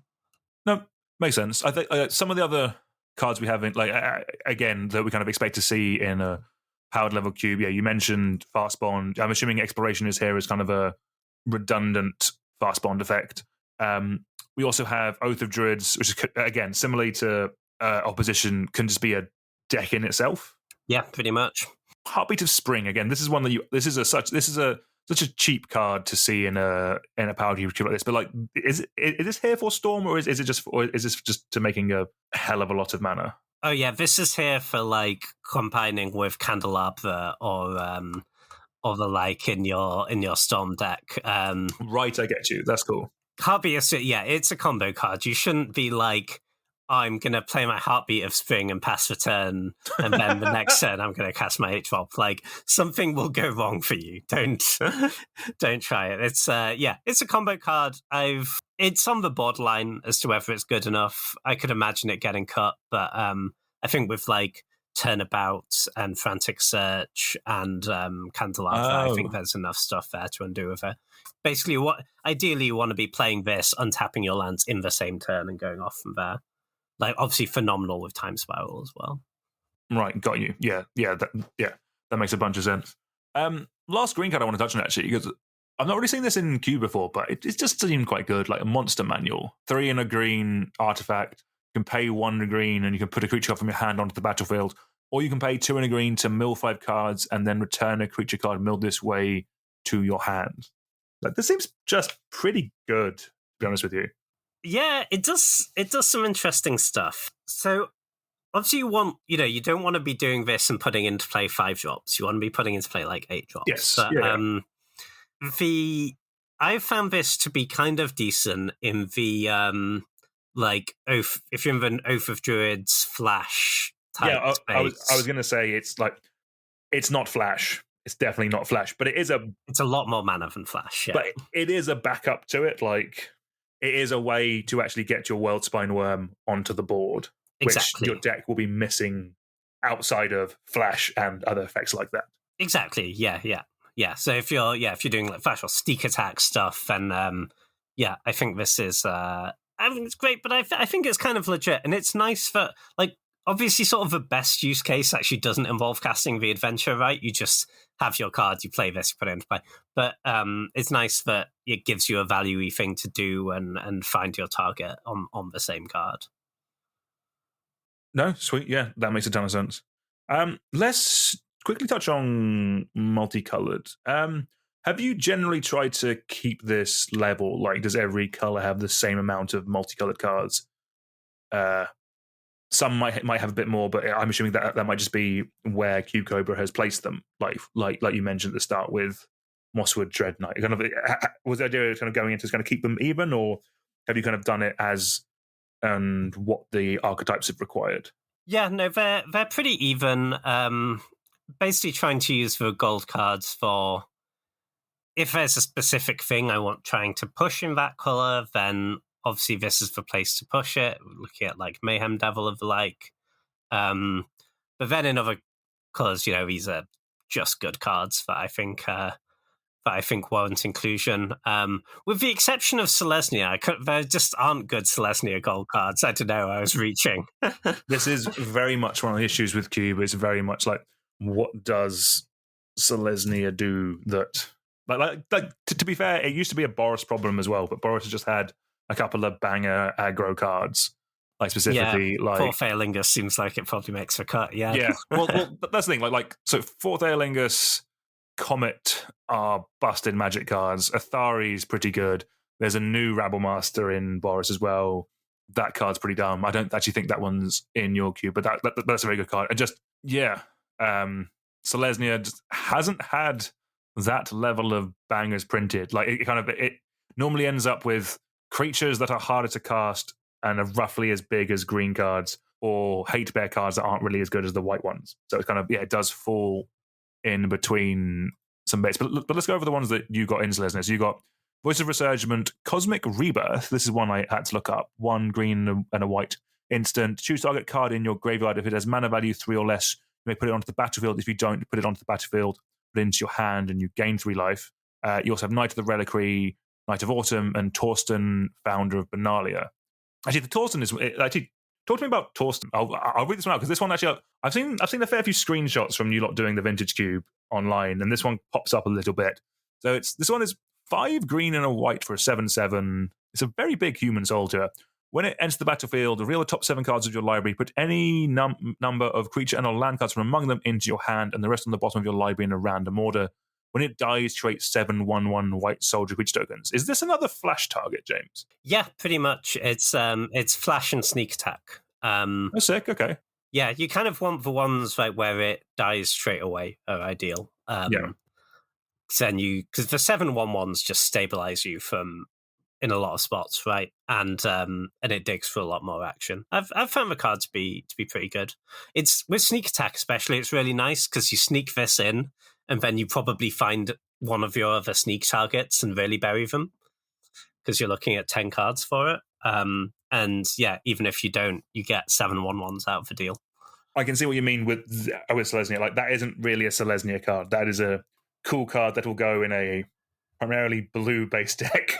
Yeah, no, but it is crucially a cool card that you can put in the Selesnya spot and say it bounces. Okay, yeah, fair. Okay, fair. How often do you draft Powered Cube and be like, oh yeah, I'm Selesnya? Like, no, it's not an experience I've had. I don't know about anyone else. I like Knight of Autumn. Cosmic Rebirth is like kind of narrow, but it's like bare minimum it's a regrowth, but then it's I found it to be pretty nice in the Lurrus decks, for example, rebuying your Lurrus, so your little value creatures. I think it has some utility, but it's not great. No, makes sense. As you mentioned with multicolor, a lot of these cards are kind of like either cool cards or they're like rewards for being in those decks or being in those cards. Is there anything else that kind of stands out to you that you want to chat about before we move on to colorless? Yeah, so we've got like Kinnan and Zerdo in here. These obviously enable the infinite mana stuff with the 2 monoliths. I found that stuff to be pretty good. Zerdo Companion especially can be really powerful if you can make it work. Comet's obviously a busted card. And then we have Kaito Dancing Shadow is one I've been pretty impressed by. I saw that one, yeah. Yeah. Oh man, you return a Baleful Strix for this ability, and you have all the I do love a Baleful Strix, yeah. Yeah, I've been liking that one. Teferi, who slows the sunset, is an interesting one, but I think we might touch on it when we get to the artifact section. Right, okay. Well, I mean, we can jump onto that now. So what's this doing with this? Because this is the card that really annoyed me when people were talking about the mono green list in Pioneer, and then here's the card. What are you doing with Teferi, who said... I'll read it out for those unaware. But Teferi, who slows the sunset, 2 white and a blue, 4 starting loyalty to 4 starting loyalty Tefers. Choose up to 1 target artifact, up to 1 target creature, and up to 1 target land. Untap the chosen permanents you control. Tap the chosen permanents you don't control. You gain 2 life. -2, look at the top 3 cards of your library. Put 1 of them into your hand and the rest of the bottom of your library in random order. And a -7 if you get an emblem with untap all permanents you control during each opponent's untap step and you draw a card during each opponent's draw step. Yeah, so this is one of our Time Vault enablers. Oh, boo. It's kind of its primary purpose. Boo. All right. Let's just. I had some other notes to go on, but let's go to Time Vault. So, Time Vault. Actually, you know what? You can read Time Vault, James. I have to read Time Vault. Yeah, that's fair. So, I have to look up the errata text. This is actually unbelievable. Yeah. Okay, we have the errata text. Time Vault is a 2-mana artifact. It enters the battlefield tapped. It doesn't untap during your untapped step. If you would begin your turn while Time Vault is tapped, you may skip that turn instead. If you do untap Time Vault, don't do that, guys. And crucially, you can tap it to take an extra turn after this one. Listen, this card's busted. It's been cut from a lot of cubes because people think that infinite turns for very little mana is not very fun. Obviously, you're not trying to pay that cost to untap it. You're trying to combine this with something else that untaps an artifact. The classic one and the best on power level one to do this is Voltaic Key or Manifold Key. They just one and untap another artifact for like 1 mana. That I agree is not that fun. Do you have those in your cube? I do not have that. I do not have either key in. Yeah. Okay, that's good because those are. Well, you say they're 1 mana because Time Vault is 2 mana. So in theory, you could be doing that on turn 2. Which that's egregious is the word I'm going to use, James. But yeah, so we got here from talking about Teferi who slows a sunset. I think in blue I also saw a Tezzeret. Tezzeret the Seeker, which untaps up to 2 target artifacts. Do you have what other enablers in here, or is it just those 2? So those 2 are the only 2 that are definitively infinite turns. Okay. We also have stuff like... Are you going to say Paradox Engine, James? I'm going to say Paradox Engine. Oh, God. I really want to do that. That sounds really fun. Okay. And good. Also just like stuff like play your Deceiver Exarch, up taps your Time Vault. Yeah. Ephemerate your Exarch, I get like 2 more turns. Like, I think you can do something there. You're not going to sell me on fair Time Vault. That's. I mean, like I could see like slower Time Vault, like with the Seeker, like that. I could kind of see if you go Time Vault into Exarch into Ephemerate my Exarch, it will not feel fair. I promise you. No, that's right. Okay, but yeah, so basically, what I was going for here is the enablers are broadly going to be expensive enough that until it's pretty late in the game, you're probably going to be like playing 1 and passing the turn. Like it's pretty hard to go Teferi plus Vault without using your Teferi plus to play the Vault, right? It would be like 6 mana. So you're hopefully not getting done by this really, really early. So either you have a chance to kill one of the things at sorcery speed, or or this is like a later game thing. Because I think Time Vault is just like a pretty cool card, and it feels very like Powered Cube to me. You know, it's like a really unique thing.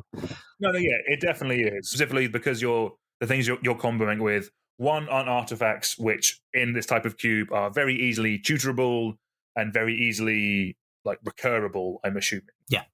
Let's park Paradox Engine for a second, but like, yeah, the fact that it's Teferi and Tezzeret, which are both planeswalkers, which can, like, in theory, any deck can answer those just by playing a creature that attacks them. So you do have to do some work in your deck building to kind of protect them, be it board wipes, be it other creatures to block. Yeah, I kind of see that. It's not just as easy as tutor, play 3 mana's worth of spells, win the game. Like, yeah, I can see that. That does make sense. And yeah, it is a very, very powerful card. Question on Time Vault: where is it in the pick order in your cube? I honestly have no idea. I suspect it's not like premium, but I think like obviously it's not in power level. It's not in. I don't think you're probably meant to take Time Vault over like Counterspell, for example, pack one, pick one. Okay, are you seeing it like Thassa's Oracle? I think it's maybe a bit better than that. I'd say it's maybe like to stay with blue cards or stay with blue counters. Even I think like maybe Time Vault Miscalc is a close pack one, pick one. I don't know. Okay. I guess the answer to that is like probably the Teferi and stuff. Like other people don't want them, so you're likely to see them. So maybe it's a bit better than that. I don't know. I'm curious to see how it plays out. Maybe it's better than I think. That's fair, and also a lot of the like. I'm not even going to sit here and say that I have played a lot of Time Vault, or in fact, much or any Time Vault, but I've seen it in games, and yeah, like to be fair, it'll be cool to see it. Basically, what I was talking about the start about your cube will be a unique experience. This will definitely be a unique experience. And yeah, I trust you enough to kind of. You have attempted to balance it going into it, which is something I appreciate. You haven't just gone, let's do Time Vault Key, let's do Vault Key, go ham with it. There's thought behind it, let's give it a go, I think. Yeah, like the way I was kind of seeing it is like in your cube when you consult Thassa's Oracle and put in Doomsday instead. I think like the like Vault Key is kind of like consult Thassa's Oracle, and maybe hopefully this is a bit more on the Doomsday power level. No, cool, that makes sense. Let's just talk Paradox Engine. Okay, so is Paradox Engine here specifically for the Time Vault, or are we just making a bucket ton of mana with a lot of cheap spells? Like does this go infinite with stuff like Displace a Kitten or things like that? Like what are we doing with Paradox Engine in this? So Paradox Engine is definitely a speculative one, but it's a very broken Magic card. Oh yeah. It's so obviously Time Vault is one really good thing to do with it. Another one is Emery. Okay. Yeah. So if you have Emery, Paradox Engine, and any of the like bobble effects, you can. So Mishra's Bauble, for example, Emery Paradox Engine will be Infinite Storm because you cast the bauble from your graveyard, you untap your Emery. If you have like a mana rock, it's also infinite mana because you'll be untapping your mana rock every time. And you will draw as many cards as you would like on their next upkeep. It's also kind of interesting with just the like the One Ring, for example. You can pretty much draw your deck, I'd imagine. A bunch of cards, yes, makes sense. I'd imagine you're drawing your deck. And like you're drawing so many cards immediately that you will find mana rocks, so it will also be infinite mana, right? Yeah. It's like if you have a Moxen in your deck, you'll find it, and it'll be infinite mana. Well, I say infinite, not infinite, because you'll run out of cards, but it'll be a lot of mana. And you can like workshop it out, and I think it might be pretty cool. You can, even if you're just like untapping your Retrofitter Foundry, seems like a reasonable thing to be doing as well, if you're making a lot of mana.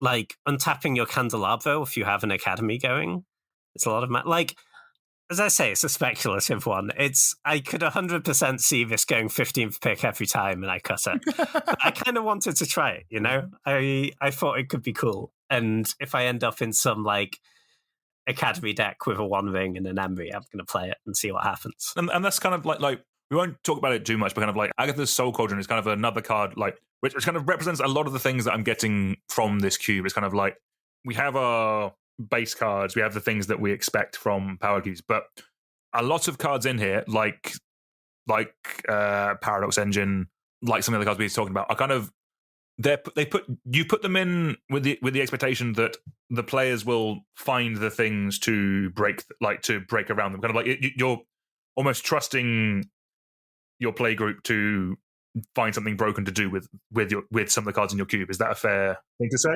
Exactly. Yeah, I think cube is, to me, is more fun when it's like you're kind of making it up as you're building your deck. You're not just like, oh, here's this archetype, I do the things that it tells me to do. You're like, oh, this Agatha's Soul Cauldron's kind of interesting with this grist, right? Or this Gristleband or whatever.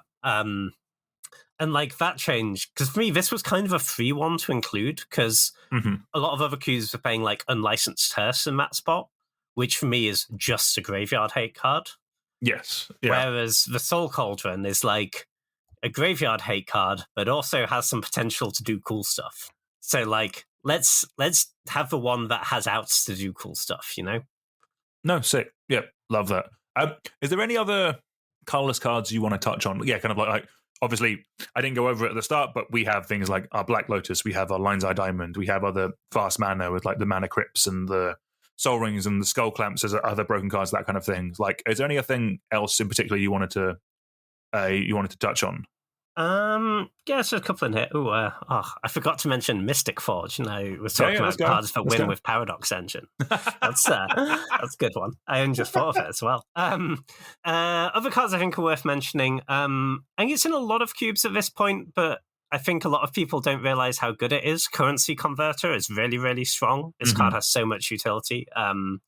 It's like a discard outlet, but also gives you a ton of value. But if you have other ways to discard cards, then it like gives you that value right up front and can actually get kind of quick. That's certainly a high pick, I think, at this point. Teferi's Puzzle Box we spoke about briefly earlier, but maybe wants an explanation. I'm not. So this is like it takes the wheel spot in the wheel punishing deck. It's not an actual wheel, like it doesn't do the other things you want to do with a wheel. But like if you have Hull Breacher and Puzzle Box, they discard that whole card and you get that many treasures and they never draw a card for the rest of the game. Boo. It's great. Yeah. And listen, I know you think like, yeah, that isn't fun. And I agree that like doing that to people in Commander, not very fun. No, that's fair. Yes. Yeah. And that is, I'll be honest with you, the combination of Leovold and Teferi's Puzzle Box gave me a little bit of shivers there, James. I've played against that way too many times in the brief period the bugger was legal. But yeah, that's fair. That's very fair. But you know what? I don't think the social contract applies in Cube. It's a one-on-one game, and I'm... No, that's fair. No, I'd agree. Yeah. And I think it's like an interesting combo that could be cool to put together. I think it's worth trying out, at least. No, definitely that makes sense. Let's touch on lands quickly. So do we have full cycles here? I'm seeing we definitely have original jewels, fetch lands, shocks. It looks like, do we have fast lands for everyone? And then is the last one a bit of a choice? Or is it all creature lands as your fifth? Oh, some have the like canopy lands. I see those actually as we go down. Yeah, exactly. Basically, like, where the creature lands were good and I thought they fit, then I included them. Like, I want Celestial Colonnade. I don't want whatever the Selesnya land is, Stirring Wildwood.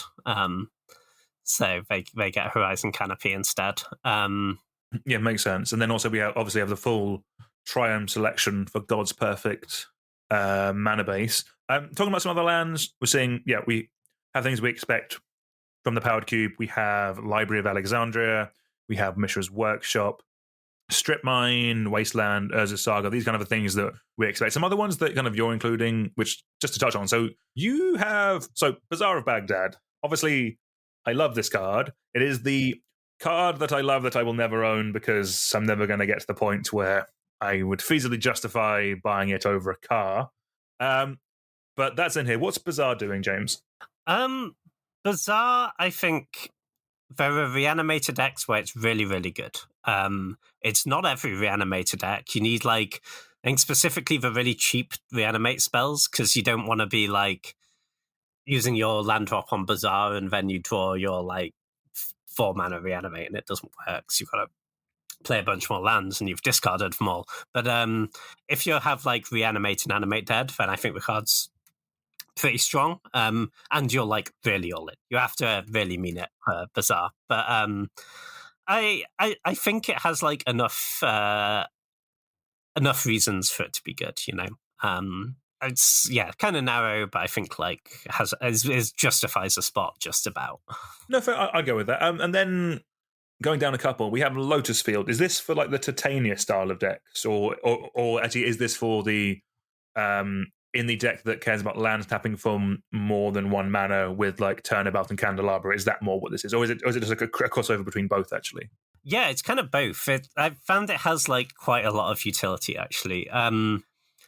So if you are doing the land stuff and you probably have those play multiple land effects and you have like ways to play your lands from your graveyard, I think Lotus Field is phenomenal there. Like you get to, you tap your lands for your mana, you cast your spell, then you play a Lotus Field, you sack your 2 lands you don't care about, and then you can replay them later, or in the same turn if you have multiple land drops. So I found it to be really strong there. Obviously triggers Titania a bunch as well. Also good in decks with ways to low untap land, like specifically Candelabra. I think it's a really nice combo with, because you just any land that taps for free is going to generate a lot of mana. And then the final one, which is kind of cool actually, is Balance. Oh yeah, fair enough. Oh yeah, again, boo. But okay, I get that. Yeah. Your land taps for 3 mana. Their one land taps for 1. Effectively, I have 3 lands in play, but I only actually have this 1 land in play. Yeah, that's dumb. Okay, no, I like that. That's very cool. One last thing, and there's actually a card that you're not running, and I kind of want to touch on it because I'm kind of getting to the point where I'm on board with this. I see you're not running Field of the Dead, and I'm kind of getting to the point where I am on board with this. I'm assuming in your cube and in powered cubes, you think it's just a bit too slow. It is very slow, but it doesn't mean I'm against it. Okay. It's definitely one I could see coming in at some point. It's it's kind of rare that you end up in a space where you want it, but like there are decks where it's really good if you're doing the fast bond stuff and you have a lot of colors. I do quite like it. And like, if you're doing Gaia's Cradle stuff, it could obviously power that up. It's also, I'm sure it'll be very bad, but I want to draft like a Field of the Dead opposition deck at some point. Yeah. Yep, fair. But yeah, so it's one I could see coming in. I could, I think it's kind of like a slot for like miscellaneous utility land. I think like Field of the Dead and Bazaar are kind of close.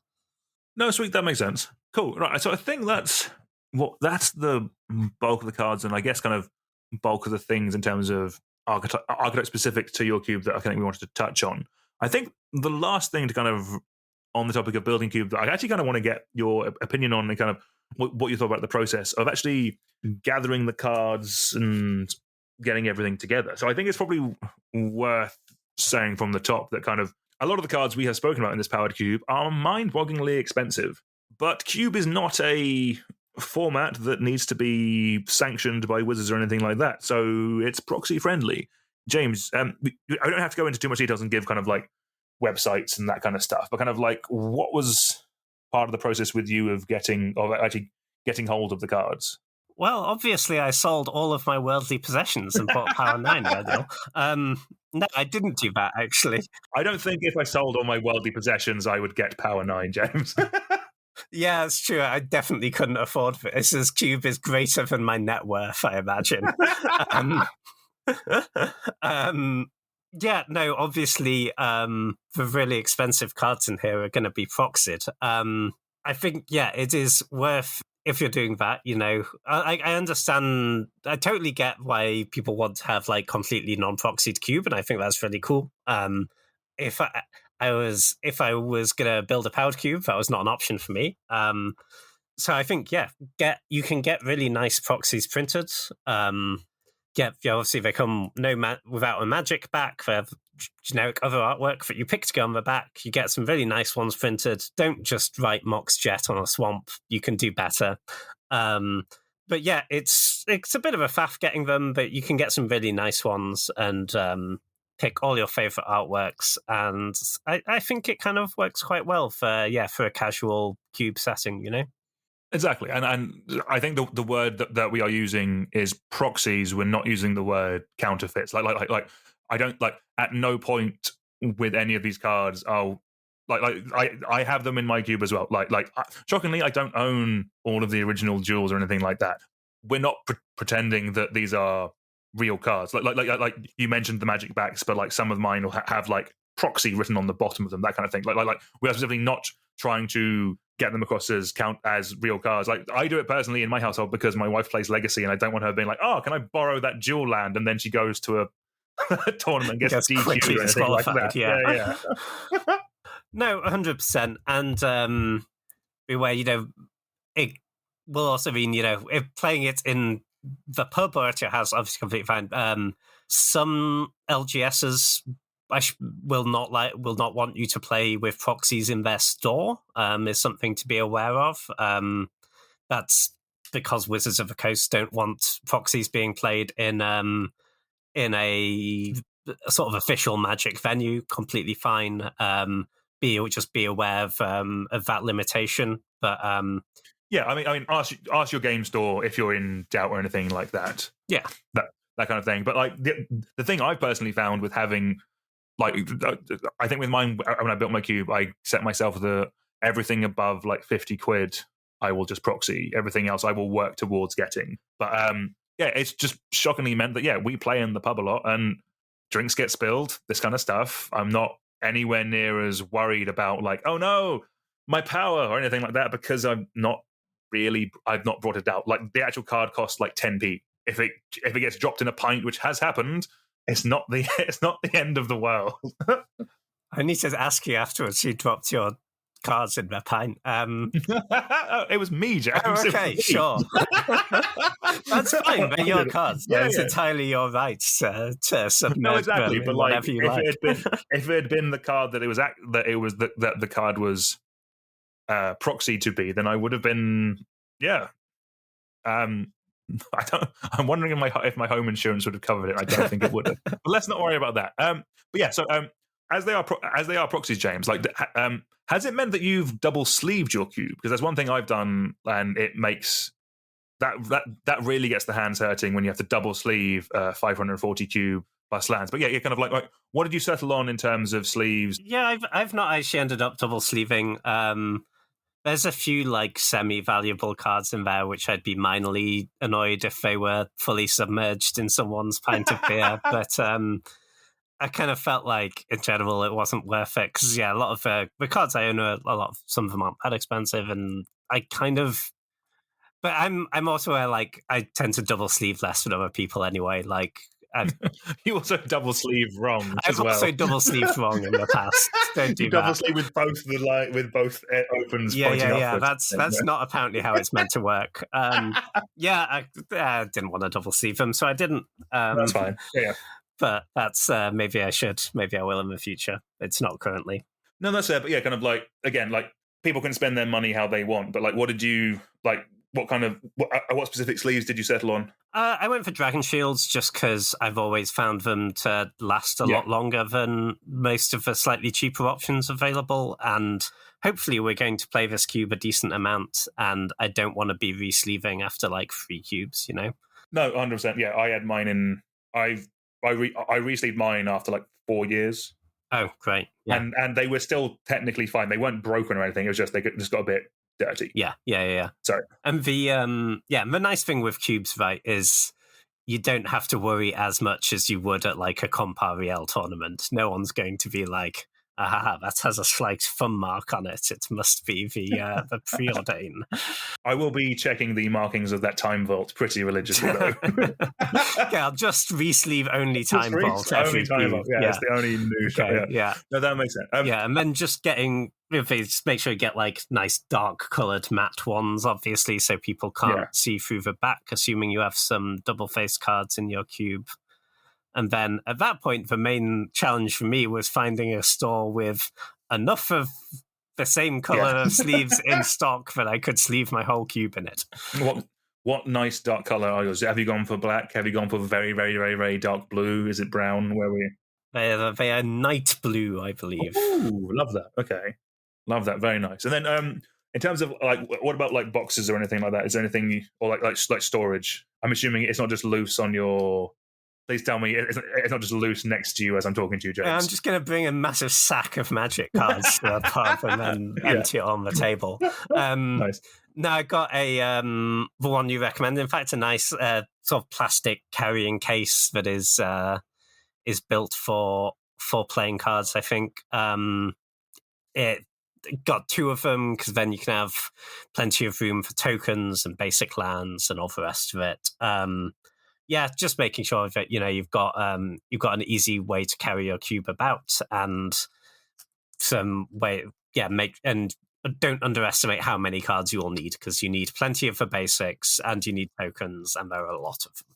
No, exactly. Yeah. That deck box is like a KMC one. Like again, nothing we're talking about we're affiliated with in any way, but I will put a link down to the box below, just because it's really simple, but it just works. Like there's plenty of fancy options out there that are more expensive and probably very good, but this is just it's the cheapest, finest option, and I've had it for 4 years, and it's not done me wrong at any point. Like, it's just solid.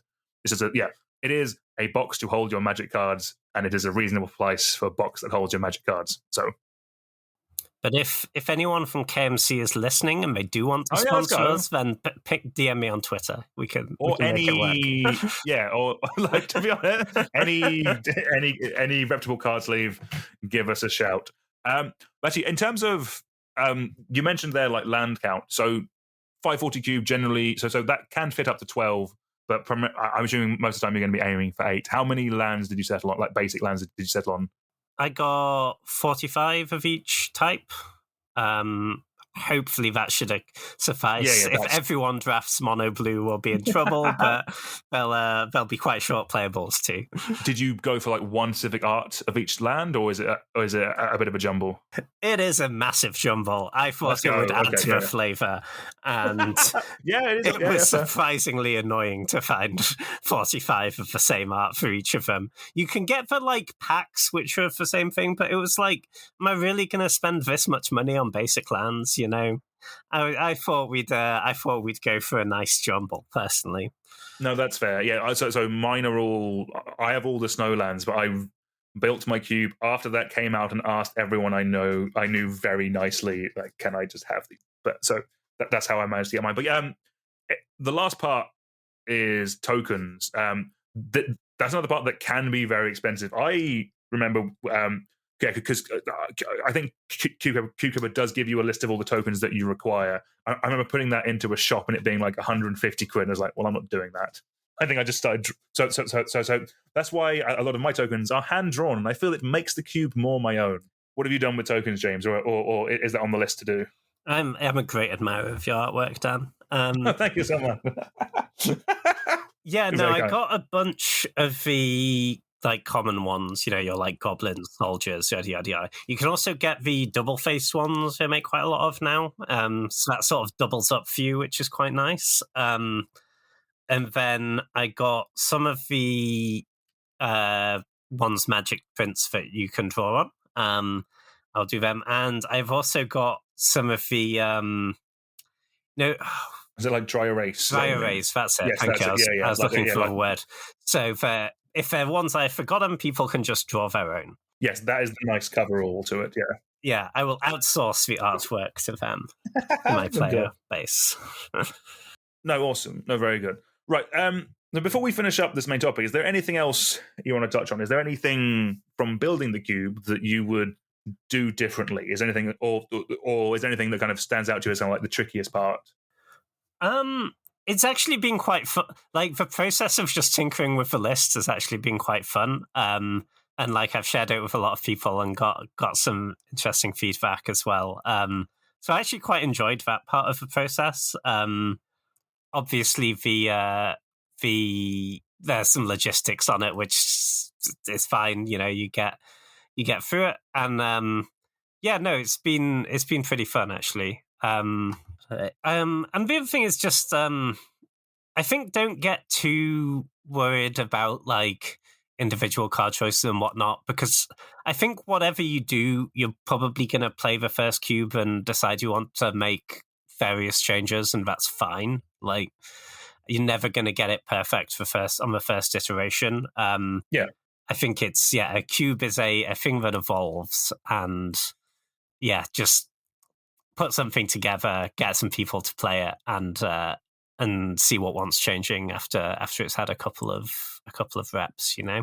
No, exactly. That's one of the nicest things about building a cube and playing it in person, is that one, it's a process, but two, you can get the immediate feedback because you have the players in front of you. Like generally speaking, when we've met up in the past and played cube, the 8 of us will play cube for like 4 or 5 hours, and then we will sit there chatting either about cube or about other related things for a couple of hours afterwards anyway. So you will get any feedback pretty soon afterwards, that kind of thing. So, oh yeah, for sure. And I include myself in this. Like, as fun as playing Cube is, it is almost as fun to tell the person who made the cube why they're wrong. So so lean into that, you know. Yeah. Right, so let's finish that up there, and let's move on to our final topic before we get you all out of here. Let's discuss what have we been playing. So, James, I know you've been playing a lot of the MiGo Vintage Cube. Yeah, you said, 21 trophies right now? How has that gone? What have you liked so far this season? What's got you to that 21 mark?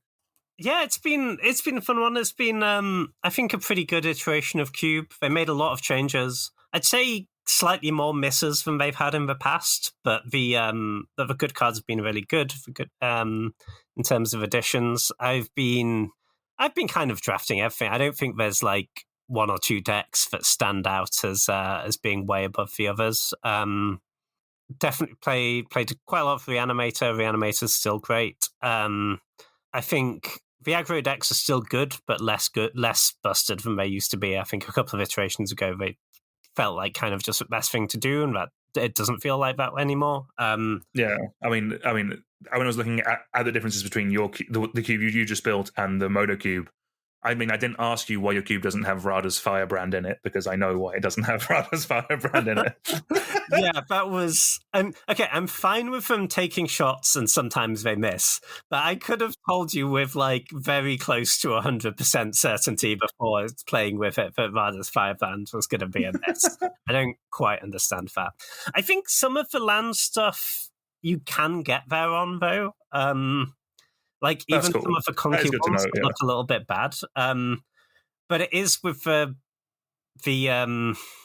that is assuming that no one else takes any of your cards, which they shouldn't do because they're mostly quite bad. This is the like bounce lands, untapping, stuff. But there are some interesting combos if you get exactly fast bond stuff like Hedron Crab with a bounce land and fast bond will deck your opponent, because you just keep bouncing the free lands back to your hand. And then if you add in like a Lotus Cobra or something, you're getting infinite mana or anything like that. Spelunking has been an interesting one. That one is quite bad. It's quite hard to use, but it untaps your bounce lands, and you can kind of do some interesting stuff with, like, if you scape shift, for example, then you get all your lands you scape shift into untapped, so it makes you a ton of mana. Okay, that's fun. So that's been like an interesting new archetype that's gone in, but it's really clunky, to be honest. But it is like possible to make it work.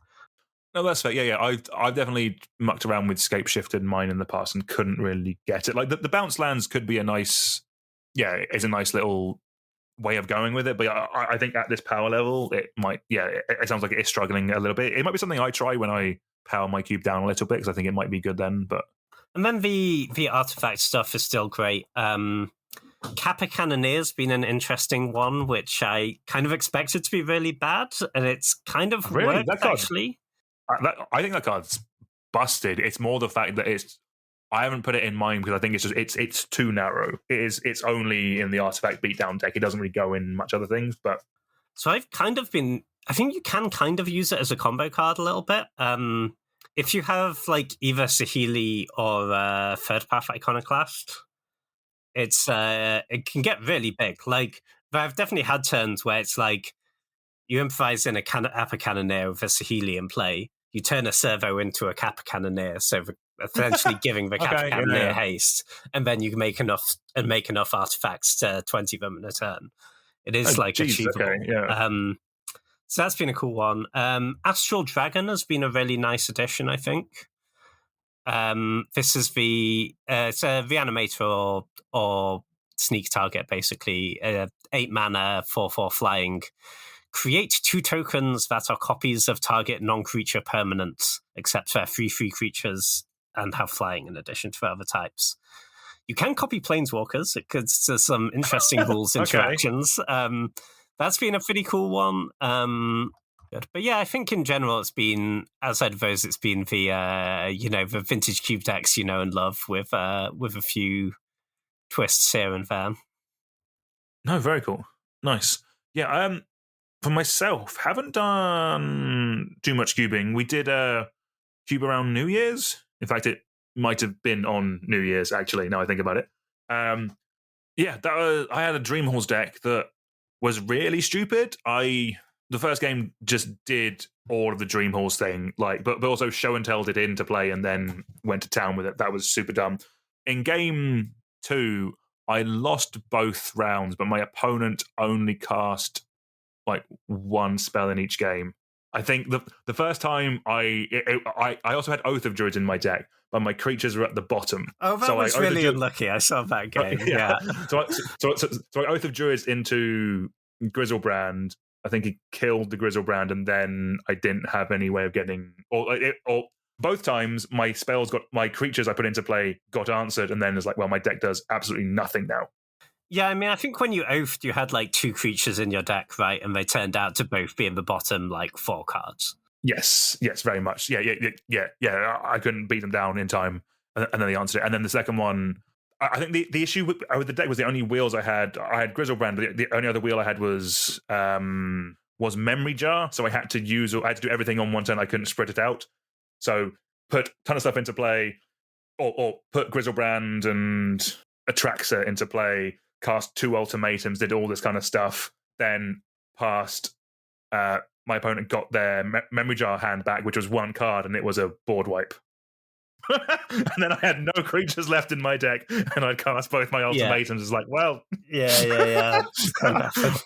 I'm on 40 life, and you're on like 12, but I have no way of doing anything now. So yeah. The jar is kind of an unfortunate wheel because obviously you can't cast it off the Dream Halls. You cannot discard a colorless card to play a colorless card. It has to share a color, which is a shame. But yeah, no, your deck looks really sweet, though. Yeah, it was stupid fun. I'm glad I got to put it together. I very much picked one Dream Halls, and then it was like, okay, this is what we're doing today, so let's go. But yeah, I love that. That was great. All right, awesome. I think that's going to do it for the episode. James, pleasure as always, man. Thank you for talking us today through your cube. Yeah, always good. And I'll give an update once it has had a couple of reps. Oh yes, 100%. And we'll put a link down to it in the description below. I think you can follow cubes, and you can follow cube creators on Cube Cobra if you want to see the updates in real time. Yeah, we'll put a link down to we'll put a link down to James's cube, and we'll put a link down to the Migo Vintage Cube, the Alpha Frog Cube, and I'll put mine in there as well, just for good luck. Do make sure that you like and follow the podcast. Tell a friend. All that good stuff. Helps the podcast grow and really helps us out here. Until next time, we will see you all soon. Goodbye.